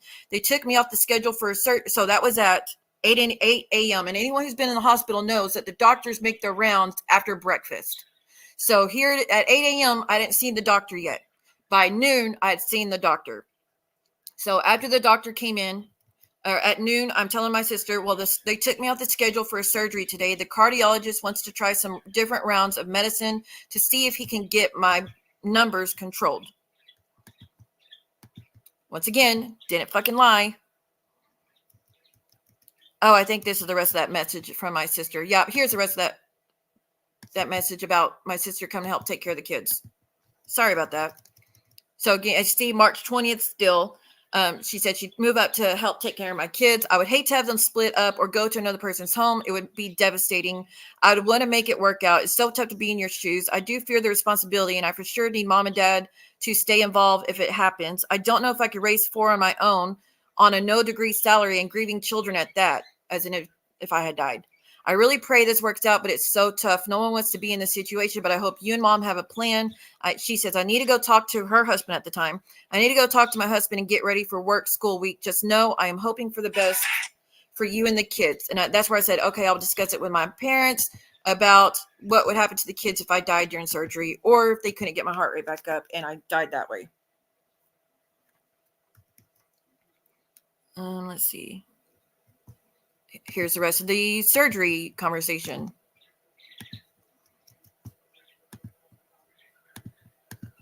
They took me out schedule for surgery, blah, blah, blah. She goes, I just heard that the kids' placement needs to be in writing to prevent the state from taking them. Maybe we should put me as the one to do it, and then we figure out the details later. So, yes, we did have to plan that out. I didn't make that up. Yes, I was on the schedule to get a pacemaker. I didn't make that up. Yes, the doctor did take me off of the schedule for surgery for the pacemaker, but after trying different rounds of medicine. I didn't make that up. Yes, they were saying their goodbyes to me thinking I was going to die. I didn't make that up. More about my sister getting the kids if I died. I said, I'm confused. Would it have to be done in front of someone? By the way, the doctor tried everything he could with the medicines again. So after the doctor came at noon and told me he's taking me off the schedule, he's going to try different medication. At 6:41, I'm telling her the doctor tried everything he could with medicines again, but he couldn't fix it. So my surgery is tomorrow afternoon. So once again, they put me back on the schedule to get surgery. But the next day they once again, or I think overnight is when my blood pressure and heart rate started getting stable. So they ended up they canceled the surgery the next day because the doctor was trying new medicine, and by 6 o'clock, my blood pressure and heart rate wasn't stabilizing. So they said, never mind, you're going to have the pacemaker anyways. But overnight, as the night went on, the medicine finally started working. But she goes, okay, dang, the paperwork for child caregiving might need official paperwork. A notary could be free at the hospital, but if it costs, then at the very least, write down you would like them placed with me. That way, Keaton or the state wouldn't get them in the beginning, I hope. Prepare for the worst, hope for the best. The surgeries for pacemakers are better than ever. And I said, okay, I will. I have an iPod in my room that I can give you, by the way. The iPod, the reason I was telling her I have the iPod, this was from 2016. The reason I was telling her about the iPod, because on that iPod, I have pictures of bruises. I have videos and the audio of when he dislocated my ankle, and a lot of evidence is on there. So that way, if Keaton had tried to get my kids from her after I'd already died, she would have evidence to ensure that he wouldn't get the kids. That is why I was telling her I have the iPod to give to her. That way we can make sure the kids won't go to him. So 2 days later, we're talking again. Because these are all things they've lied about. These are all things they've accused me of lying about. These are all things they've used and continue to use in all their hate streams to say she lied about needing a pacemaker. She lied about almost dying. She lied about having to find out where the kids were going to go in case she died. She lied about, all this, everything. So this is proof of it all. But she asked me how I'm feeling, and I said, still feeling horrible. I still can't stand because I'm constantly getting close to fainting. Next week, I have to go get fitted for a heart monitor, which will be good to know when my heartbeat starts dropping. And she says, hey, just hoping for good news for you. I'm about to watch a movie, but just wanted to let you know. Oh, shit. Hold on. Not good. Great. I didn't know that was in there. I had one with that edited, but I'll just go back and edit it. Fuck.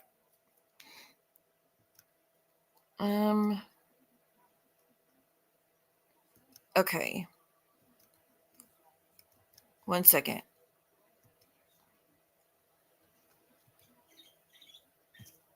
This is the last time I tried to live with my ex, and just in 2017, 2018, the last time I tried to live with him, I'd only tried not to live with him to be a married couple. This is when my son got in trouble, and the DA said they would not, that my son had to go to a certain school in that county, and that they refused to release my son to Keaton because he was unfit, and that I would have to move from the resort back to Longview to that county so he could go to that school and that probation office or whatever if I wanted him to get out of jail. So I did. Now that's the year he had asked me if he could go stay with my father-in-law to try to see if things would be better for him there with school and whatnot. And he had only been there for like 6 months and he'd already got in trouble. So Keaton was not living with my father-in-law at the time. It's just my father-in-law, my brother-in-law, and they were the only ones living in the house. But Keaton would come visit, and that's when he brought my son a BB gun that looked real, which my son took to school, got caught with, and that's how he got in trouble. It was stupid. And it wouldn't have happened if my ex did not give him that. But I begged him and told him, don't give him shit like that. He already had given him one that I had thrown away and said, you're going to get my son Cade giving him stupid shit like this. Don't do that. He's too young for that. And then he went and got him another one behind my back. And my son spoke on it. So I'm not adding anything that he hasn't already shared, but that's how he got in trouble. So for all that have said that they raised my son, no, they didn't. He was with me that whole time, besides the 2 years with the whole court thing going on where wasn't fit to be a parent because of mental health and horrible shit that took place. He had been with me the whole time up until 2017, 2018 when he went to go see my father-in-law. And then because of Keaton's involvement, things went bad. So I gave up my job. I relocated. Princess had to leave school, all her friends and everything to go back to Longview and had to stay with Keaton again so we could get my son out so we could work on it together to get my son back on track. He went right back to using and abusing me. So here's some of that. Mm-hmm. 1 second. Oh, that's more about the health stuff, but I'll show you that in just a minute. I really wish I had these in order. Let me make sure there's no names in it.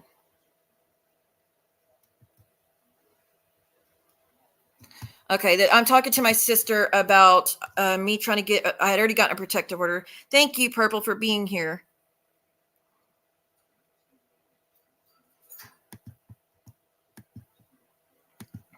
So my sister's checking on me, and I told her what's going on in my life. This is when me and the kids, for those that talk about that GoFundMe and make fun of that. Oh, she was grifting in 2017 or she was lying and grifting to get GoFundMe money. What did I tell y'all about that? I told y'all that that we were living in a house that douchebag was not paying the rent on. We were 2 months behind because he told me he was paying the rent, but actually he was spending all the money on substances. And I didn't find out till 2 months afterwards that he had not paid the rent for 2 months. And now douchebag was kicked out. I kicked him out of the house by telling him that we had a protective order and he had to leave, that he couldn't come back. Which the protective order was already filed in court, but it hadn't been approved yet. Like we were supposed to get, it was still in the process of being approved, just so you know. Like my court date to be in front of the judge was going to be a few days later. But he had my father-in-law told me that he talked about he was going to be coming back. And I was like, you can't, there's protective order. You can't come back. Stay the hell away from here. But for those that talk about that GoFundMe, I didn't know what the hell to do. I had to leave my job when I was working at the resort. I had to leave my job to move into Longview for my son's sake. So I didn't have a job. I had to be there to take care of the kids and take care of the house, and douchebag never let me work anyways when I was ever with him. But I couldn't work at that time. I'd left my job. I just left it. So I didn't have income. He said he was going to take care of the bills, and he did it. He lied to me for 2 months because he was shooting up.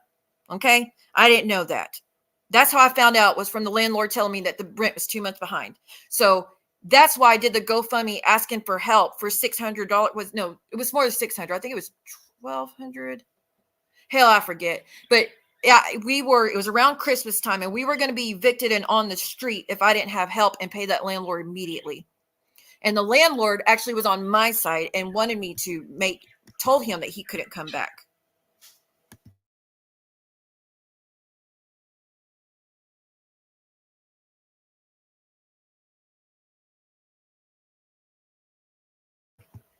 The landlord was actually really good, and I told him what was going on with the DV and stuff, and he said that he called the cops himself and told the cops that he didn't want him on the property. So the landlord was amazing. But anyways, I'm talking to my sister. I said, well, I'm shaking now. My father-in-law just called and told me that Keaton found out that I don't actually have a protective order. Like I said, I filed the paperwork last Friday, but lady said judge can't grant it till Wednesday. So I just told him we had one, and he believed it and had been staying away. It's been the best few days I've had in a while. Well, guess he called today and found out there actually isn't one. So he told Pops that he is going to come back. Pops said he has been screaming all night long and throwing things. And when he said that Keaton came out of his room, when he said that, like when Pops was talking to me on the phone and let me know that Keaton was at his house and breaking things and destroying things, Keaton came out of his room and started screaming at his dad. Screaming at his dad again. So he is very high right now. I'm terrified now. My sister, can you call the police when he shows up? Lock the doors and windows. I said, they already are locked, but it doesn't stop him. He breaks the doors down. He has done it 5 times to the doors in this house already. He's done it to my front door, to my apartment twice, which got us evicted in the past. I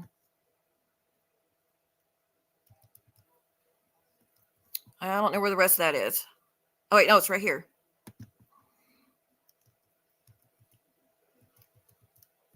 They already are, or nope, that's not the rest of it. Hold on, y'all. I don't want to show anything by accident again.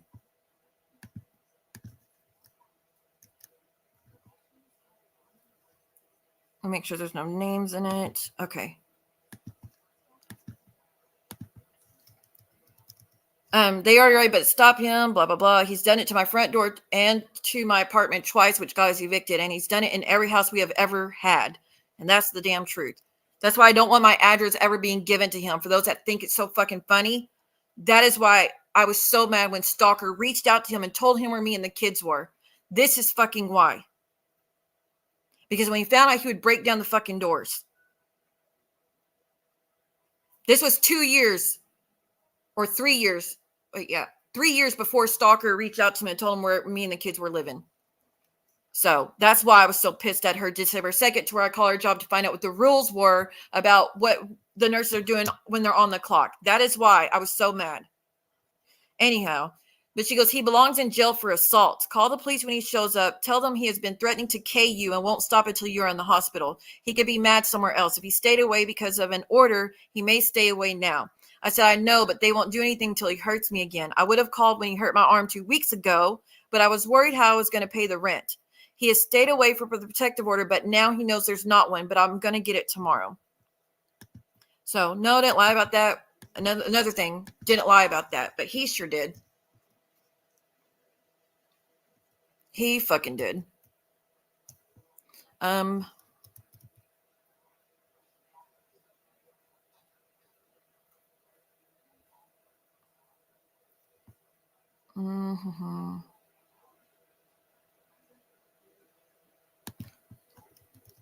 This is just you know how they make fun of the fact that I was struggling to be a mom, how my son said that I was knocked out on the couch and drooling. I told y'all that my health was really shit. My health was really bad, where sometimes I couldn't stay awake even if I wanted to because of septicemia, or my blood pressure bottoming out, or my heartbeat being so low that I couldn't be awake. All that fucking happened. I was in bad shape. Again, from 2013 to 2017. Actually more than 2017, because I'm still having issues right here, but my health was shit. I was barely able to function, but I still did everything I could. But my sister, how are you? Are you awake? And I said, I wasn't. What's wrong? I said, if you want to, and she didn't respond for a while, but I said, if you want to talk, I'll be up, still be up till 8 probably. I'm not doing well at all. I think my sepsis, as in septicemia, is way worse, but I can't tell my mom because she would get upset that I just got back, as in just got back from the hospital. And she needs to leave to go to my dad's. I'm scared that because of the constant drunk feeling and running into things, it shows how bad it's messing with my brain. Anyhow, I'll be up for a little bit, not for long. I feel too weak to stay up long. That is the reason I struggled a lot. So I'm sure for my son, it just looked like something was wrong with me. Something else was wrong with me, but my health was shit. I never took the time to sit there and explain to him everything that's going on. Most of the time, I was trying to put on a brave face and hide how bad I was feeling. That's why I got septicemia so many times. And that's why I had to be air flighted before, because I waited till the last moment. I just kept dealing with it and kept dealing with it. So nobody would be inconvenienced for me to go to the hospital, because me going to the hospital meant my mom would have to step in and help with my kids. And I didn't want her to have to do that. So most of the time I just dealt with it and put up with it, just so I could be there. Let's see.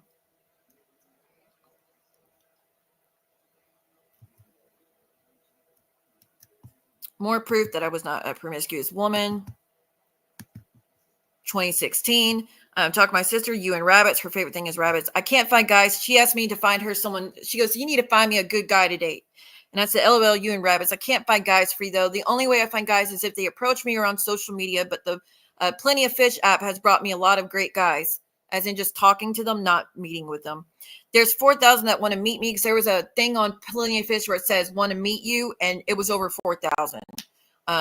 There's 4,000 that want to meet me and writes to me, but I only respond to a handful of them. But the second they talk sexual, I ignore them.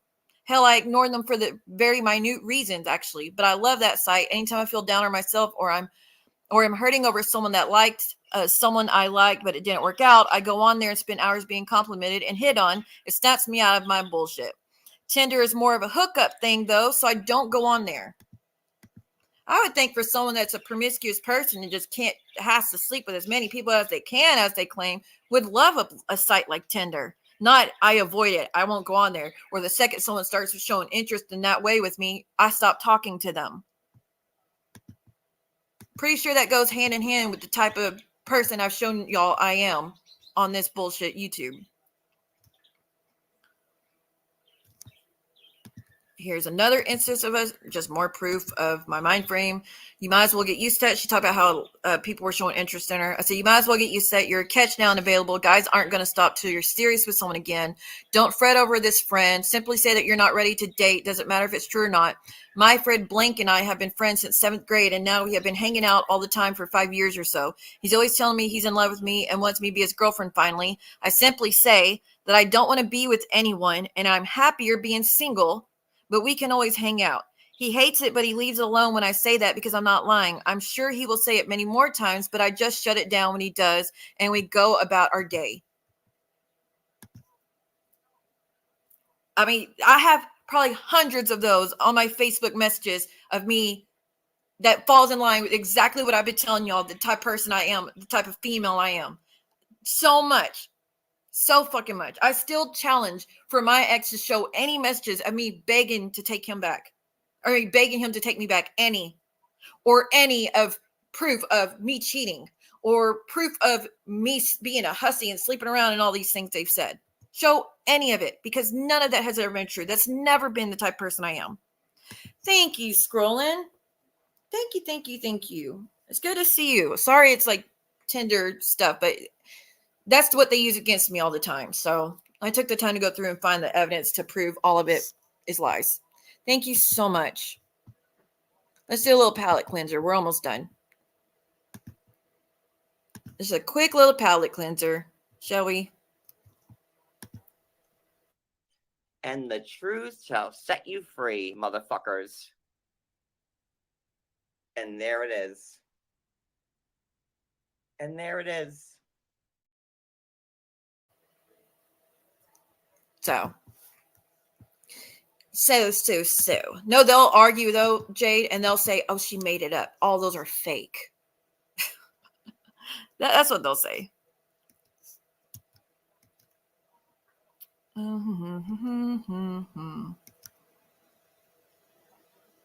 Oh, here's a guy that was interested in me. And I tell him flat out, it's never going to happen. He was cute, and I was interested in this guy, but I didn't want to do anything past just talking. He was asking me to send him stuff, and I told him absolutely not. And I said, quit asking or some shit like that. He goes, I know this. I just want to see. That's it. Jeez, I'm not asking. I told him to respect. I already said no. Stop asking. He goes, I know this. I just want to see. That's it. Jeez, I ain't asking to. You see what it says? Asking to see, so I won't. Whatever. I said, I'm not trying to be bitchy, sweetie. I'm just not the type of girl you're looking for. I don't show anything to anyone or sleep with anyone I'm not in a relationship with. Sorry if that seems boring, but I come from a great family and I was raised to show class, morals, and set boundaries. I'm sorry if that's not your thing. I haven't said a thing to his friend about us talking. If you want a girl like that, I'd understand and I wouldn't be pissy about it. He says, I ain't pissy. I was just explaining. It's all good. And that's what I was like, I'm about to go to sleep. Talk to you later. And then he goes, oh, wait, I'm about to pass out, hun. Text me on my phone when you are leaving work so I can start getting ready, because he wanted to take me on a date. Text me on my phone when you are leaving work so I can start getting ready, please. He goes, okay, baby boy shorts, just in case. As in just in case something more would happen between us. And I said, just in case of what? No clothes are coming off, and I know that for a fact. Sure did.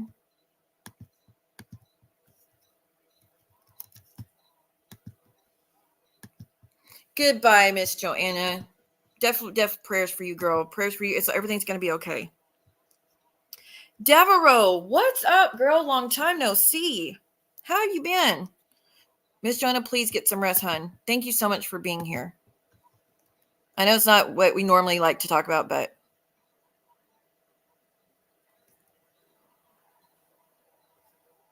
let's see.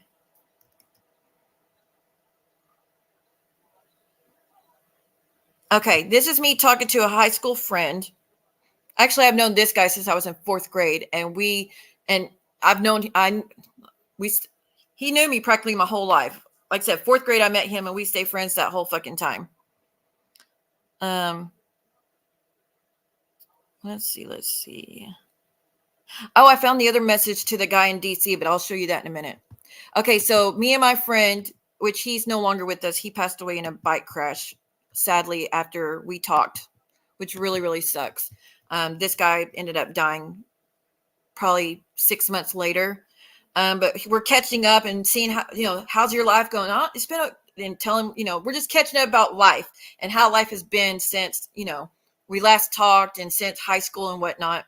And he said something about, I said something about don't misbehave. He goes, misbehave? Ha, you don't know that world, honey, but thank you. Now, here's my thing. Psycho Amy says that I had to leave this school. This is school. The school I went to with this guy was the public school that I went to where I was a cheerleader and all that. That stalker and Amy likes to say, oh, her parents had to take her out of that school and put her in a charter school because she was sleeping with everyone. She couldn't keep her legs closed, remember? But this guy who's known me from that school says, misbehave, ha, you don't know that world, honey. But if I'm such a promiscuous slut who parties and all this shit they say, why would he say that? Exactly, because it was never true. I was a good fucking girl. I didn't do that shit. I didn't do parties. I didn't do drinking. I didn't do smoking. I didn't do any of that shit. Wasn't my thing. But I said, probably not. I was so lame in my teens. I got married at 17 and started a family. So no, never really had the fun years full of bad choices and fun. LOL. He says, why wait? You have one time. That's it. But if you're happy, you're happy. Stick with it. I said, well, I think you never get a second chance at those years. But my dumbass thought it was worth sacrificing because my true goal was to be a great wife and mother. So I set that plan in motion ASAP. I definitely paid for it. I envy all of y'all that stayed in touch and lived life to the fullest. He goes, LOL, nice. I still live life. I said, well, I would too if the ex ever took the kids. He hasn't in years. He's fucked off right now on that METH. He's crazy now. Last Thanksgiving, he blacked my eye, fractured 2 fingers, and it was around Thanksgiving, which really sucks. Last Thanksgiving, he blacked my eye, fractured 2 fingers, and dislocated my ankle. It's crazy how bad that stuff is, METH, that is.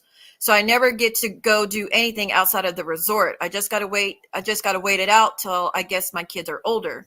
He goes, wow, never. He goes, wow, never. That's one thing I am so effing psychotic about. I hate MFers that hurt women. I will K at MF. I'm sure you have some kind of time. And I said, well, he's been arrested for it over 3 times. I thought there was a 3rd strike rule for DV. And I really don't. I'm always with them. My only freedom is when they're asleep and I stay awake till 2 a.m. because I could take a long bath relaxing, then watch whatever I want uninterrupted. But it's okay. With Dean, the surgeon, I'm sure my next year will be amazing. He's already asking me to get a passport because he wants to travel every chance he can. And he will pay my family to watch the kids for us. He will pay my family to watch the kids for the weekend so we could get away every now and then. It's bullshit, but my family won't do it for me unless they're paid for it, which I understand that. Well, or unless I'm having to go to the doctors to figure this health shit out, which I'm grateful for, actually, and I always return the favor. But this stuff is necessary, so it's the only time that matters to me. I'm fine not going out, just sucks every now and then. But I thought, according to Stalker and all them, I didn't want to be a mom. I wanted to party. But here I am like, I'm fine if I never go out till they're grown. It's okay. Right? Pretty sure this falls in line with what I've said. Like all the rest of it. Let's see.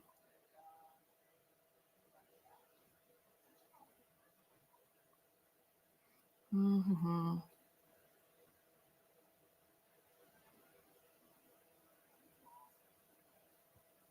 One second. Let me make sure there's nothing on this.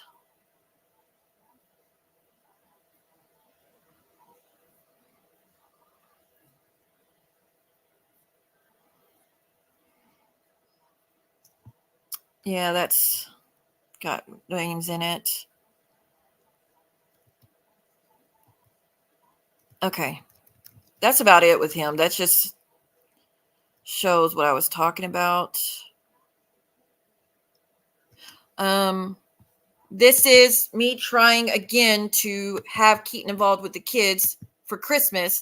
And remember, they said she never cooked. I never cooked, but I did a whole feast for my ex and his father, so they could be there for the kids. So this is again talking to the guy in the Air Force that I dated for just a few months. I just said, I know it's hella late, but I wanted to wish you a very Merry Christmas. Hope you have a blessed night. I was single in this time frame because I got with the soldier in Iraq in January 1st, and we dated for 8 months, and that was in 2013. So at this point, I was single. I had not been with anybody until I got with Dean. I said, I know it's hella late, but I wanted to wish you a very Merry Christmas. Hope you have a blessed night. He goes, Merry Christmas to you and your kids. I said, thank you. I appreciate that. He goes, how was your Christmas? What did you do? And I said, I prepared a big feast for my kids, their dad, and my father-in-law. I extended an olive branch because with my health, I know the kids will go to him if I pass. So we need to make an effort so the kids can be comfortable around him. It was a really good day. The kids had a blast. You? He goes, olive branch. And I said, well, it's a term used when there are two sides that are clashing. We all know what olive branches are. He goes, oh, so you're getting back with the dad? Ugh. I said, oh, no, a million times no, LOL, My heart's still ice when it comes to him, but it wasn't about me or him. It was about what is best for the kids. And plus, his dad isn't going to be around much longer, and in 13 years, his dad has never mistreated me. He goes, I see you're still with the doctor. Oh, I guess I was with the doctor at this point. I see you're still with doctor. I said, not really. He just moved back to Houston to finish out his last 6 months, but he still calls quite often and begs me for date nights. I'm pretty sure he's wanting me back, but I'm just not getting enough out of him in order to fight for it another 6 months, which we did get back together. To fight for it another 6 months, already did it for 8 months, so I don't know. There's still a connection, but not like it was. I kind of distance myself a little. He goes, oh, I'm sorry. I said, no, biggie. I like being single. Actually, I don't think that was about Dean. I think that was about the other doctor. Yeah, I think that was about the other doctor. I think this is, like this before I met Dean. He's asking about the other doctor I dated. Because me and him only dated a little bit. Sorry. But I said I like being single.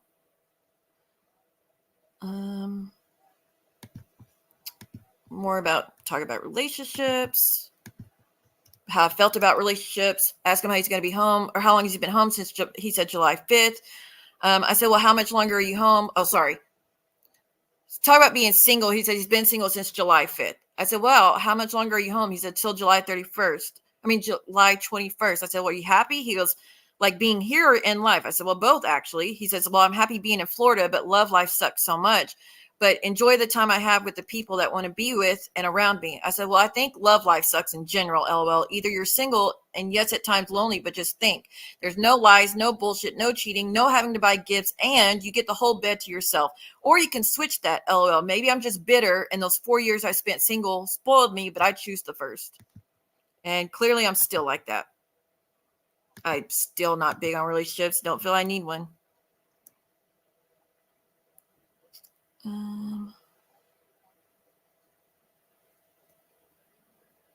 I think this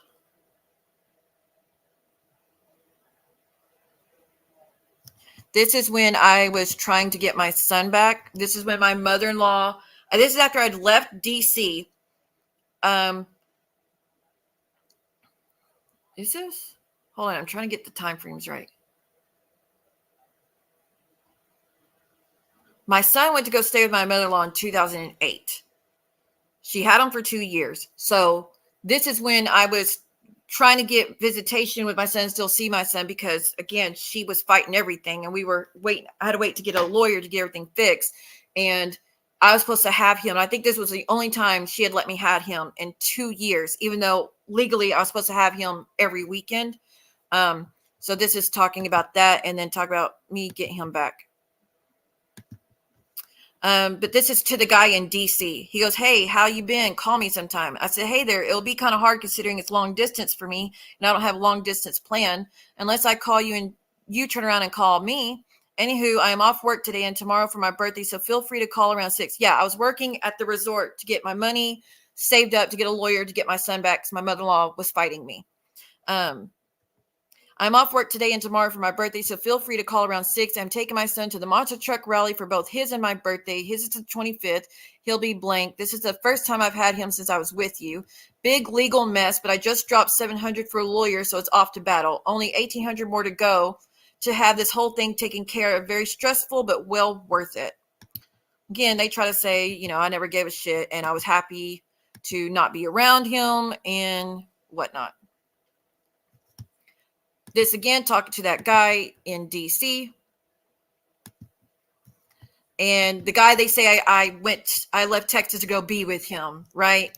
Yeah, because this is how people who, anyways, you'll see. He says, thank you. I said, you're more than welcome. This is finishing off that last message where I said I was trying to look for it and I couldn't find it. And I told him he was a hero and that he should be proud of his accomplishments and whatnot. He said, thank you. I said, you're more than welcome. Is everything good on your end? He goes, yes, you. And then he goes, you need to find me a hot girl, Siwa. I said, well, he was asking how I was. I said, having a rough patch health-wise, but other than that, I'm very happy. And I said, oh, Lordy, I don't hang out with chicks. Now, I apologize to females. I was talking about girls that are very promiscuous. Yes, I've always looked down on that. It's always been an ick for me. I'm sorry. That's how I'm just not that type of girl, and I've never been that type of girl. So it's always been an ick for me. I'm sorry. But I said, I don't hang out with chicks. They're all slutty and have no morals or class, LOL. Talk about young females, by the way. So that's why my headspace is really thinking like that. I said, why not just embrace being single like me? It saves you a lot of bullshit, LOL. He laughs and it says, I'm disheartened that you're single, though. I was really hopeful of your last relationship, as in the marriage he was in when I went to go stay there. Again, if I had went to go be with this guy, why would I be like bummed that his marriage fell apart? Why would I be bummed? Would I be like, finally we could be together? It was never a relationship. It's just a friendship. But he says, me too. I said, don't worry. I won't ask what happened. I know how private you are. I don't get why you're having any trouble, though. So there's clearly no talks of us doing anything or being anything more. And if looking at that correspondence between us, that's clearly two friends talking. Clearly two friends talking and nothing more. Hello, allegedly. How are you? More about the heart rate and needing the pacemaker and all that shit, like I talked to y'all about. This is in 2016. So, a few months after needing the pacemaker and then being on the schedule twice to get one, and then they'll try me new medicine, all that. My sister's checking in with me. Have you been back to the ER since last time? I don't know if this is my sister. Hold on. Nope, this isn't. I don't know if this is my sister or a friend. I can't remember. I think this was a friend that came to visit me in the hospital when I was in ICU, and we were talking. I was telling him how I was feeling. Have you been back to the ER since last time? I said, no, I absolutely should have, though. My heart rate was in the 40s when you saw me, remember? Well, I was put in the ICU that night after you left. Yeah, that's going to be the friend, because he went with me to the ICU that first time. I mean, to the hospital. He's the one that took me to the hospital when my heart rate kept dropping, and then I got put in the ICU for 2 weeks, and then, right? Hell, I don't know. This is all during that time frame, the pacemaker heart rate situation. I said, no, I should have, possibly should have, though. My heart rate was in the 40s when you saw me, remember? Well, I was put in ICU that night after you left, stayed for 7 days. Well, now my heart rate has been in the 30s and even dropped to 29 at one point. So I'm scared of going to sleep. I actually keep a cuff on my arm the whole time I'm trying to sleep. And I set an alarm on my phone to go off every hour so I could check my heart rate all night, because I'm certain that it's going to get slower and slower and I will never wake back up. So, yeah, I should have been back at the ER, but with the kids, I just can't do it. I have to be here with them. And then he says, you have a heart monitor, blah, blah, blah. So I was terrified. Like I said, I was scared to even go to sleep. So I was like, if I get relaxed enough to go to sleep, my heart, it's already in 29 when I'm awake. What's going to happen when I relax enough to go to sleep and my heart slows down because I'm so relaxed? You know what I mean? Like, I was like, if it gets any lower with 29, I might just die. It was fucking scary.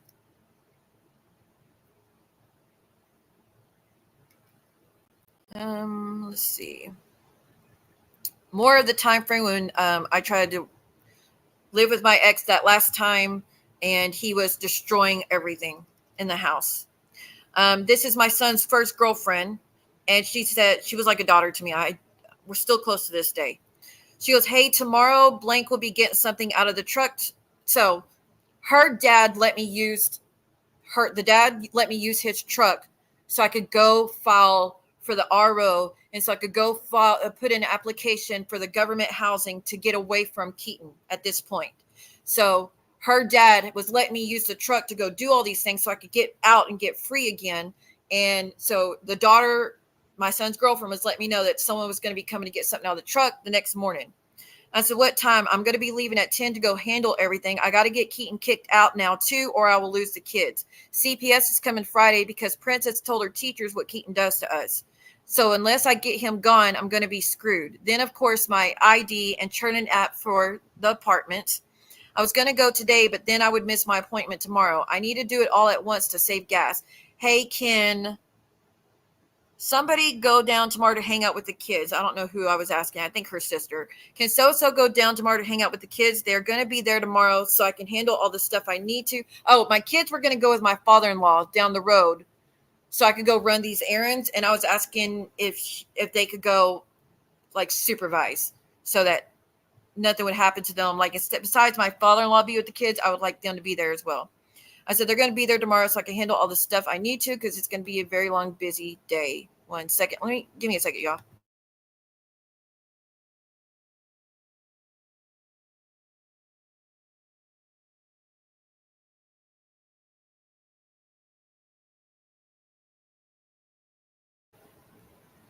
Okay, we are almost done.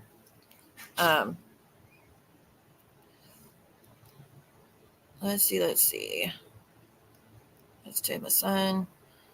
How long will, so I don't know what she's saying. How long will blank be there? I don't know. And I said, probably till, I can't remember who we were talking about to go stay with the kids, actually. So I'm not going to try to fill in the blanks because I don't want to get it wrong. But I was asking someone to go up to my father-in-law's to supervise the kids being there because Keaton was like he was messing up and doing shit. And I was scared for them to be there without someone else being there. But I told her how I need to go home ASAP so I can protect our stuff before he gets back. But now he's back, so I don't know what I'm going to do. She was asking me to come get her or something. Hey, Siwa, I'm at blank. Can you come and get me? I said, I don't think I could leave here now is what I'm saying. It's really bad here. Can your dad just bring you here? I have a very small window earlier to take so-and-so home and get you at your house while he was gone, but you weren't there. And now Keaton's back. But I said, can he bring you? Talking about, can your dad bring you? Keaton's threatening to break down every door in this house, he said, and that's our only protection. So again, I was telling the truth that he was threatening to break down all the doors. And he did break down the doors. He broke them all down. This is about more financial abuse. Hey, MW, how are you? I'm reaching out to my son's girlfriend and her dad. I said, could you and your dad bring me some orange juice and a Coke by any chance? Keaton won't share his money. I'm living in this house, moved up there so we could be there for our son together. And he won't even get me orange juice and a soda to drink. He wouldn't even share the money for me to get orange juice and a soda. So I had to reach out to friends to bring me that because he refused. Because his money all had to go to one thing and one thing only. Right? That's the kind of person he was. Hey, this is blank. Can you bring me to the mall because dad has been drinking and dad said he would give you some money for orange juice and a Coke. And you can use the car, of course. Now, I wasn't supposed to be driving, just so you know. I was not supposed to be driving during this time. But I had no choice because I had to try to get us an apartment, try to get the RO, and all that stuff. So when she needed a ride from somewhere and no one else was safe to do it, I would go get her. So there's that. And because I still had her dad's truck. So, yeah. But I said I've been moving stuff all day. Why was I moving stuff all day? Because I was moving out and moving to an apartment.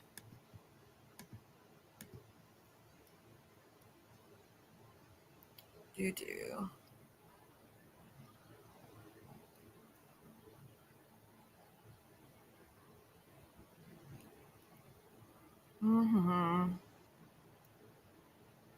Okay. I think we're about that. I think that's enough, don't you?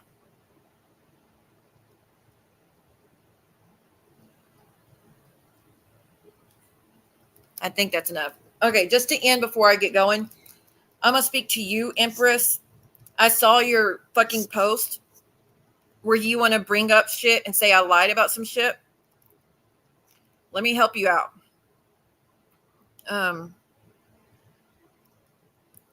You said I lied about a certain detail about my son's friend. You think I lied about that, but I didn't. I'm not going to repeat it, but you think I lied about it, but I didn't. Okay. So you could just, if that's why your whole vendetta of coming at me like you are is because I shared something I shouldn't have. And I agree. I shouldn't have shared it. I let my emotions get the best of me and I shared something. And I regret it to this day. I will always regret sharing that detail. So you're right. I shouldn't have shared that, but I did not lie about it. Now, how you said I said it is wrong. I never said it. Like I'm not going to repeat it, y'all. It's very disturbing detail. But you said it wrong, to be clear. But nonetheless, you're right. I overshared it. But that's your whole vendetta against me. And to sit here and say that the reason you're coming in is because I mentioned Erwin, Tennessee, and that clearly was a dig at you because I talked about the Red Cross was going to send us to Erwin, Tennessee, or have me go over there to help, but I didn't have transportation and an Uber is too expensive because it's 2 hours away. So I couldn't go. And you took that as me coming at you.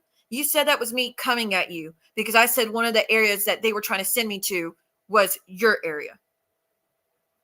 That is so stupid because your area is one of the ones that was hit the hardest. So was Chimney Rock. So was Cherokee. So was Newport. So all those areas were hit. So yours is there's so many there's so many things that need volunteers in your area. So no, that wasn't a dig at you. That's as stupid as Jen saying, if you come to Ohio, if you say Ohio, it's messing with her.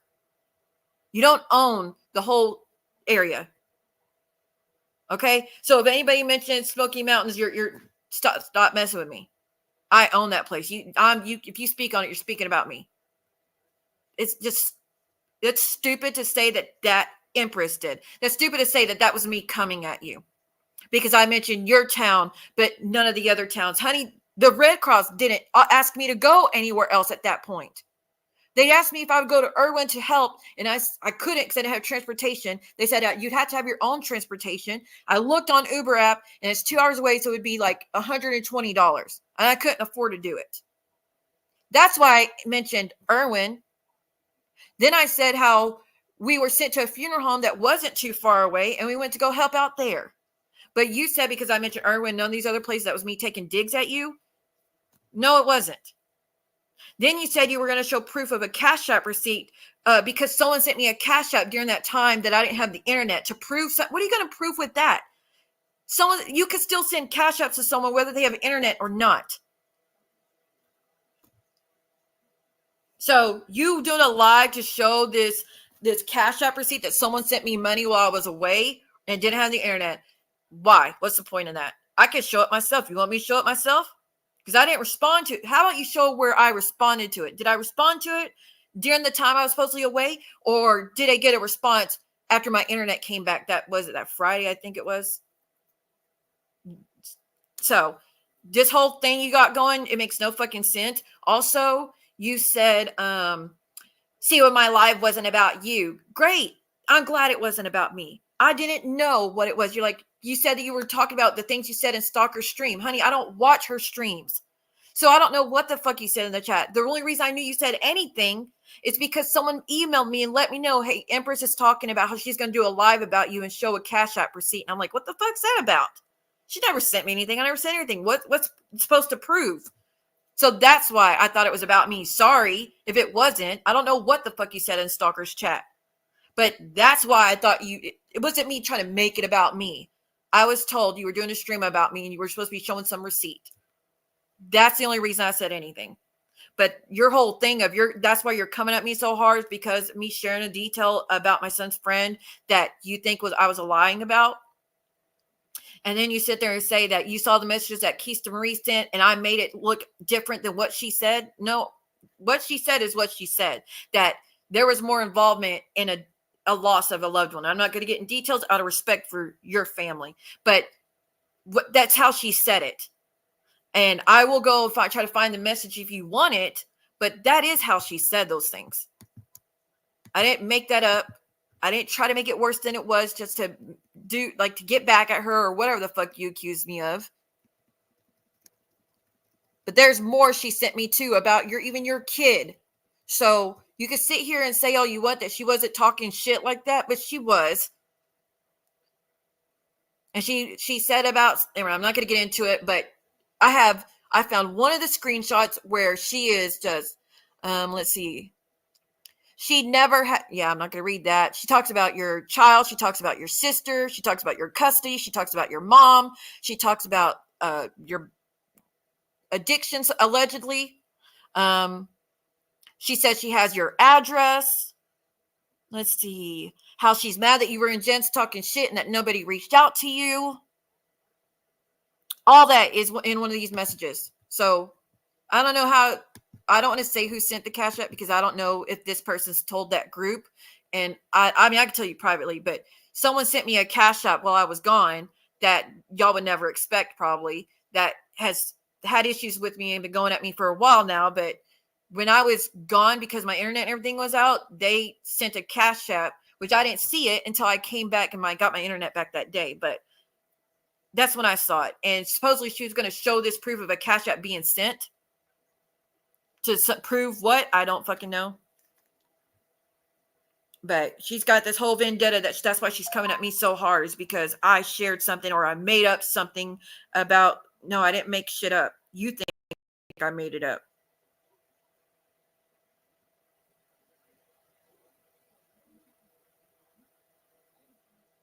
Okay. But I got to get going. I got to get ready. I already did some of my makeup, but I need to go fix my hair and put on my jewelry and work on getting Uber to get going. I appreciate y'all support. I know this was like a heavy stream, but I don't know how much more proof I can show of what I've been telling y'all this whole fucking time. Oh, and I was going to show you this. My timeline of events. Now, I got one date wrong, 2008, of the last time I tried to live with my ex. But this is the timeline of everything that happened in my life that they've all talked about. Hey, Flutter, how are you? So 2002, got with Keaton. 2003, got married. 2003, had a son. 2005, moved to Tennessee. This is when he had first been really abusive, and I moved to Tennessee thinking I would be safe and he couldn't try to get me back or break down doors or anything. We'd be safe in Tennessee, which I moved back with him again. Yeah. I moved back with him because he said he was going to move, that he bought a house an hour away from Longview. So he wouldn't be getting, because this is when he was an alcoholic. He wasn't using substances. He was an alcoholic at this time frame. And he said he had bought a house an hour away from any bar in the city and from the city, and that way he wouldn't be tempted to drink. So we would be safe. He wouldn't be abusive because he wouldn't be able to drink. And it was a dry county. And so we moved back in 2005 to this house with the promise that he would not be able to drink, and so I'd be safe. And what he would do is he would drive to work every day, or drive an hour into city, work, then get shit-faced at a bar, and then drive an hour back home and then become abusive. It didn't stop anything. It didn't stop. He went right back to it. And that's when he was getting arrested over and over and over for DV. But anyways, 2005, moved back to Tennessee. 2005, moved back with him. 2007, got my own apartment the first time, the one that I got evicted because he broke down my apartment door 2 times in a row. 2007, I met Adrian and he K'd himself. 2007, I did the S attempt at my dad's. 2007, I went to DC. Well, not DC, Maryland. I kept saying DC, didn't I? It was Maryland, Baltimore, Maryland. 2007, I moved back to Texas after Baltimore because my mother-in-law said if I wanted my son back, I would have to work it out with him if I wanted him back. So, of course, I got on the bus and tried to work it out. That didn't last long. We all know what happens. 2008, I made another S attempt, and then I went to the state hospital. 2008, I became a live-in healthcare provider, and that's where DW was. 2008, the R happened, and my friend got K'd. Also, 2008, I lost a baby. 2009 was the trial. 2010, I got pregnant with my daughter after one night with Keaton. 2011, I had my daughter. 2012, I tried marriage again one more time. That's when he broke my ankle, fingers, black eye. 2013, I left him. Actually, it was December 2012 I left him. But I left him, and then I met the soldier. 2013, I broke up with the soldier, and then I met the first doctor. 2013 lasted 3 months, and I met Josh from Deadliest Catch. 2013, broke up with Josh, met the surgeon. 2017, broke up with the surgeon, but we are still friends. So that's how long we dated. And my health was shit the whole time, which has really put a damper on our relationship and made it really hard for us. And I think if my health was good, we probably would have not split up. 2019, I lived with my ex one more time. I got that date wrong. That was actually 2017. 2017, 2018. So 2017 or 18, lived with ex for my son. 2019, I was granted a 3-year RO against Keaton. 2019, got apartment, dated the sergeant of the Special Forces. 2021, Keaton hit my son, and I never saw him again by my choice. 2024, finally free from ex because I finally got my divorce. And 2019 to 2024, single and celibate. So, by the way, I was adding up all these times. I was actually been a celibate for 11 years. 11 years of my adult life, I've been celibate. So, there's that. There's that. Oh, my legs. So, yeah, not promiscuous at all. And I've shown as much proof as I possibly can. There's that. Okay. My husband and mine's cat had to be euthanized. Oh no, it had to be. Oh, that's even worse, Sly. That's even worse. Thank you, Rabbit. Yeah, Flutterby's a whole every proof of every lie they've ever said about me. I showed. Thank you, Sophie. Well, then she's like, you lied. I never tried to teach Amcy how to do a death spell on you. Bitch, Amcy's the one that went live and said you tried to teach her how to kill me. That's what she said. That is what she said. So, don't know what to tell you.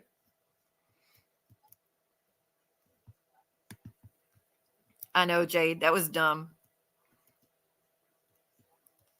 But Sly, I didn't know you had to make that decision. That is so hard. So freaking hard.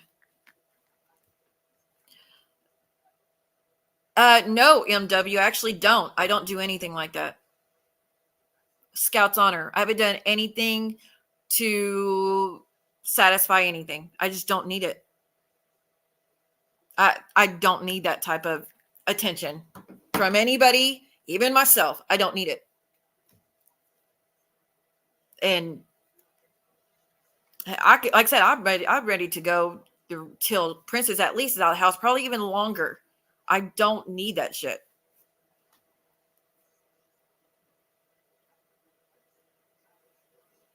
I show proof of it all. I mean, I can't think of anything else that they'll say is what they'll say with that. That is proof from the screenshots from the messages. Just like when they said, oh, she faked those messages. So what did I do? Go back through my Facebook and get the pictures again, but this time without cutting off who the messages are between to prove to y'all it was my sister all along, just like I fucking said. By the way, since Cooch wants to be a doxing bitch, before we get going, this last little video, then we're going to go, y'all. This is going to become a part of my groups of videos until the bitch decides to quit doxing me and take that shit off her page. Okay? So this is for you. As long as you call me dirty Cooch or dirty puss. What was that? One more time. As long as you call me dirty Cooch or dirty puss. That goes great with this one. No, you better not. Don't you dare fart in here. Don't fucking lie to my goddamn disgusting fucking face. Don't fucking lie to my goddamn disgusting fucking face. So hope you enjoyed the new video. When you quit doxing me, I'll delete it. How about that? I've never doxed Cooch, but she just keeps on. So that will be played often, especially when Modern 48's in here. And again, I'll never defend you again. Because every time I do, that's how you respond. So forget it. Sly, she was suffering. She had a stroke. Because it's so hard, Sly. I've only had to put one down myself as an adult, and it was a little kitten, and I cried like a baby for days. So I can only imagine how you felt. Hey, Rakin, girl. Yeah, I'm just heading out. I'm about to leave. I'm about to get going. Hey, Miss Wendy. How are you? But that was fun. The next stream I do will be lighthearted. We'll be doing a flashback, a history lesson of some of the most notorious streams on this channel. So we'll be doing that. But before we go and say thank you, Michelle, for your milestone. Thank you, Spidey Girl, so much for that support. Thank you, OG Erica. Thank you, thank you, thank you. Thank you, Jade. You're amazing. I really appreciate you, girl. You're always on the replay. You're always showing support. Whether you could be here or not at the moment, you always catch the replay and leave comments. So I appreciate you. Thank you, Stevie Lee, for your milestone. Thank you, Miss Suzanne, for your milestone. Thank you, Miss Joanna, for your super chat. Thank you, Jenny from the block. I really appreciate you because you normally don't come in here, but you can at least agree that that man's not a good man, you know? So I appreciate you doing that. Thank you, Martin's mommy, for your milestone. Thank you, Wildflower, for your milestone. And then of course, scrolling. I always say scrolling, but she says it's scrolling. Scrolling, thank you for yours. I really appreciate it. But Reagan, I've missed you. Yeah, we need to catch up. I got some important stuff to tell you in Geneva. Yeah. So thank you, everyone. Sly, prayers for you. I'm so sorry. And hopefully just got to take your mind off it a little bit, girl. But take as much time as you need, of course. But all right, y'all. I'm going to get going. I'm going to head on out here. I'm sure things are going to be like wildfire later. Oh, well. The proof is there. I don't know. Like, I can't show you more without y'all being there in that moment. I showed y'all the messages in the moment between family, exes, friends, all that. I don't know what else to do. That's as good as it gets. So anyways, or besides doing interviews with all these people, like the surgeon and the doctor and my sister, my mom, besides bringing all them up, there's not more I can do. And I'm not willing to do that. So hope you understand, but thank you so much. And I'll see y'all next time. Bye, y'all. If I lay down and I play dead and I stay dead, baby, you'll get sick of being the monster out of my head, under my bed, thinking something out of my nightmares, seen it right there. But if I lay down and I play dead and I stay dead, then will you get bored again? So if I play dead, will you regret everything that you did, that you said? I don't think you understand what you're doing, and my heart's black and blue from the bruising. I feel like when I'm with you I'm losing. I feel like you think that this amusing, sitting there gaslighting and confusing. Was it me? Is it me? Am I deluded? I'm the one who's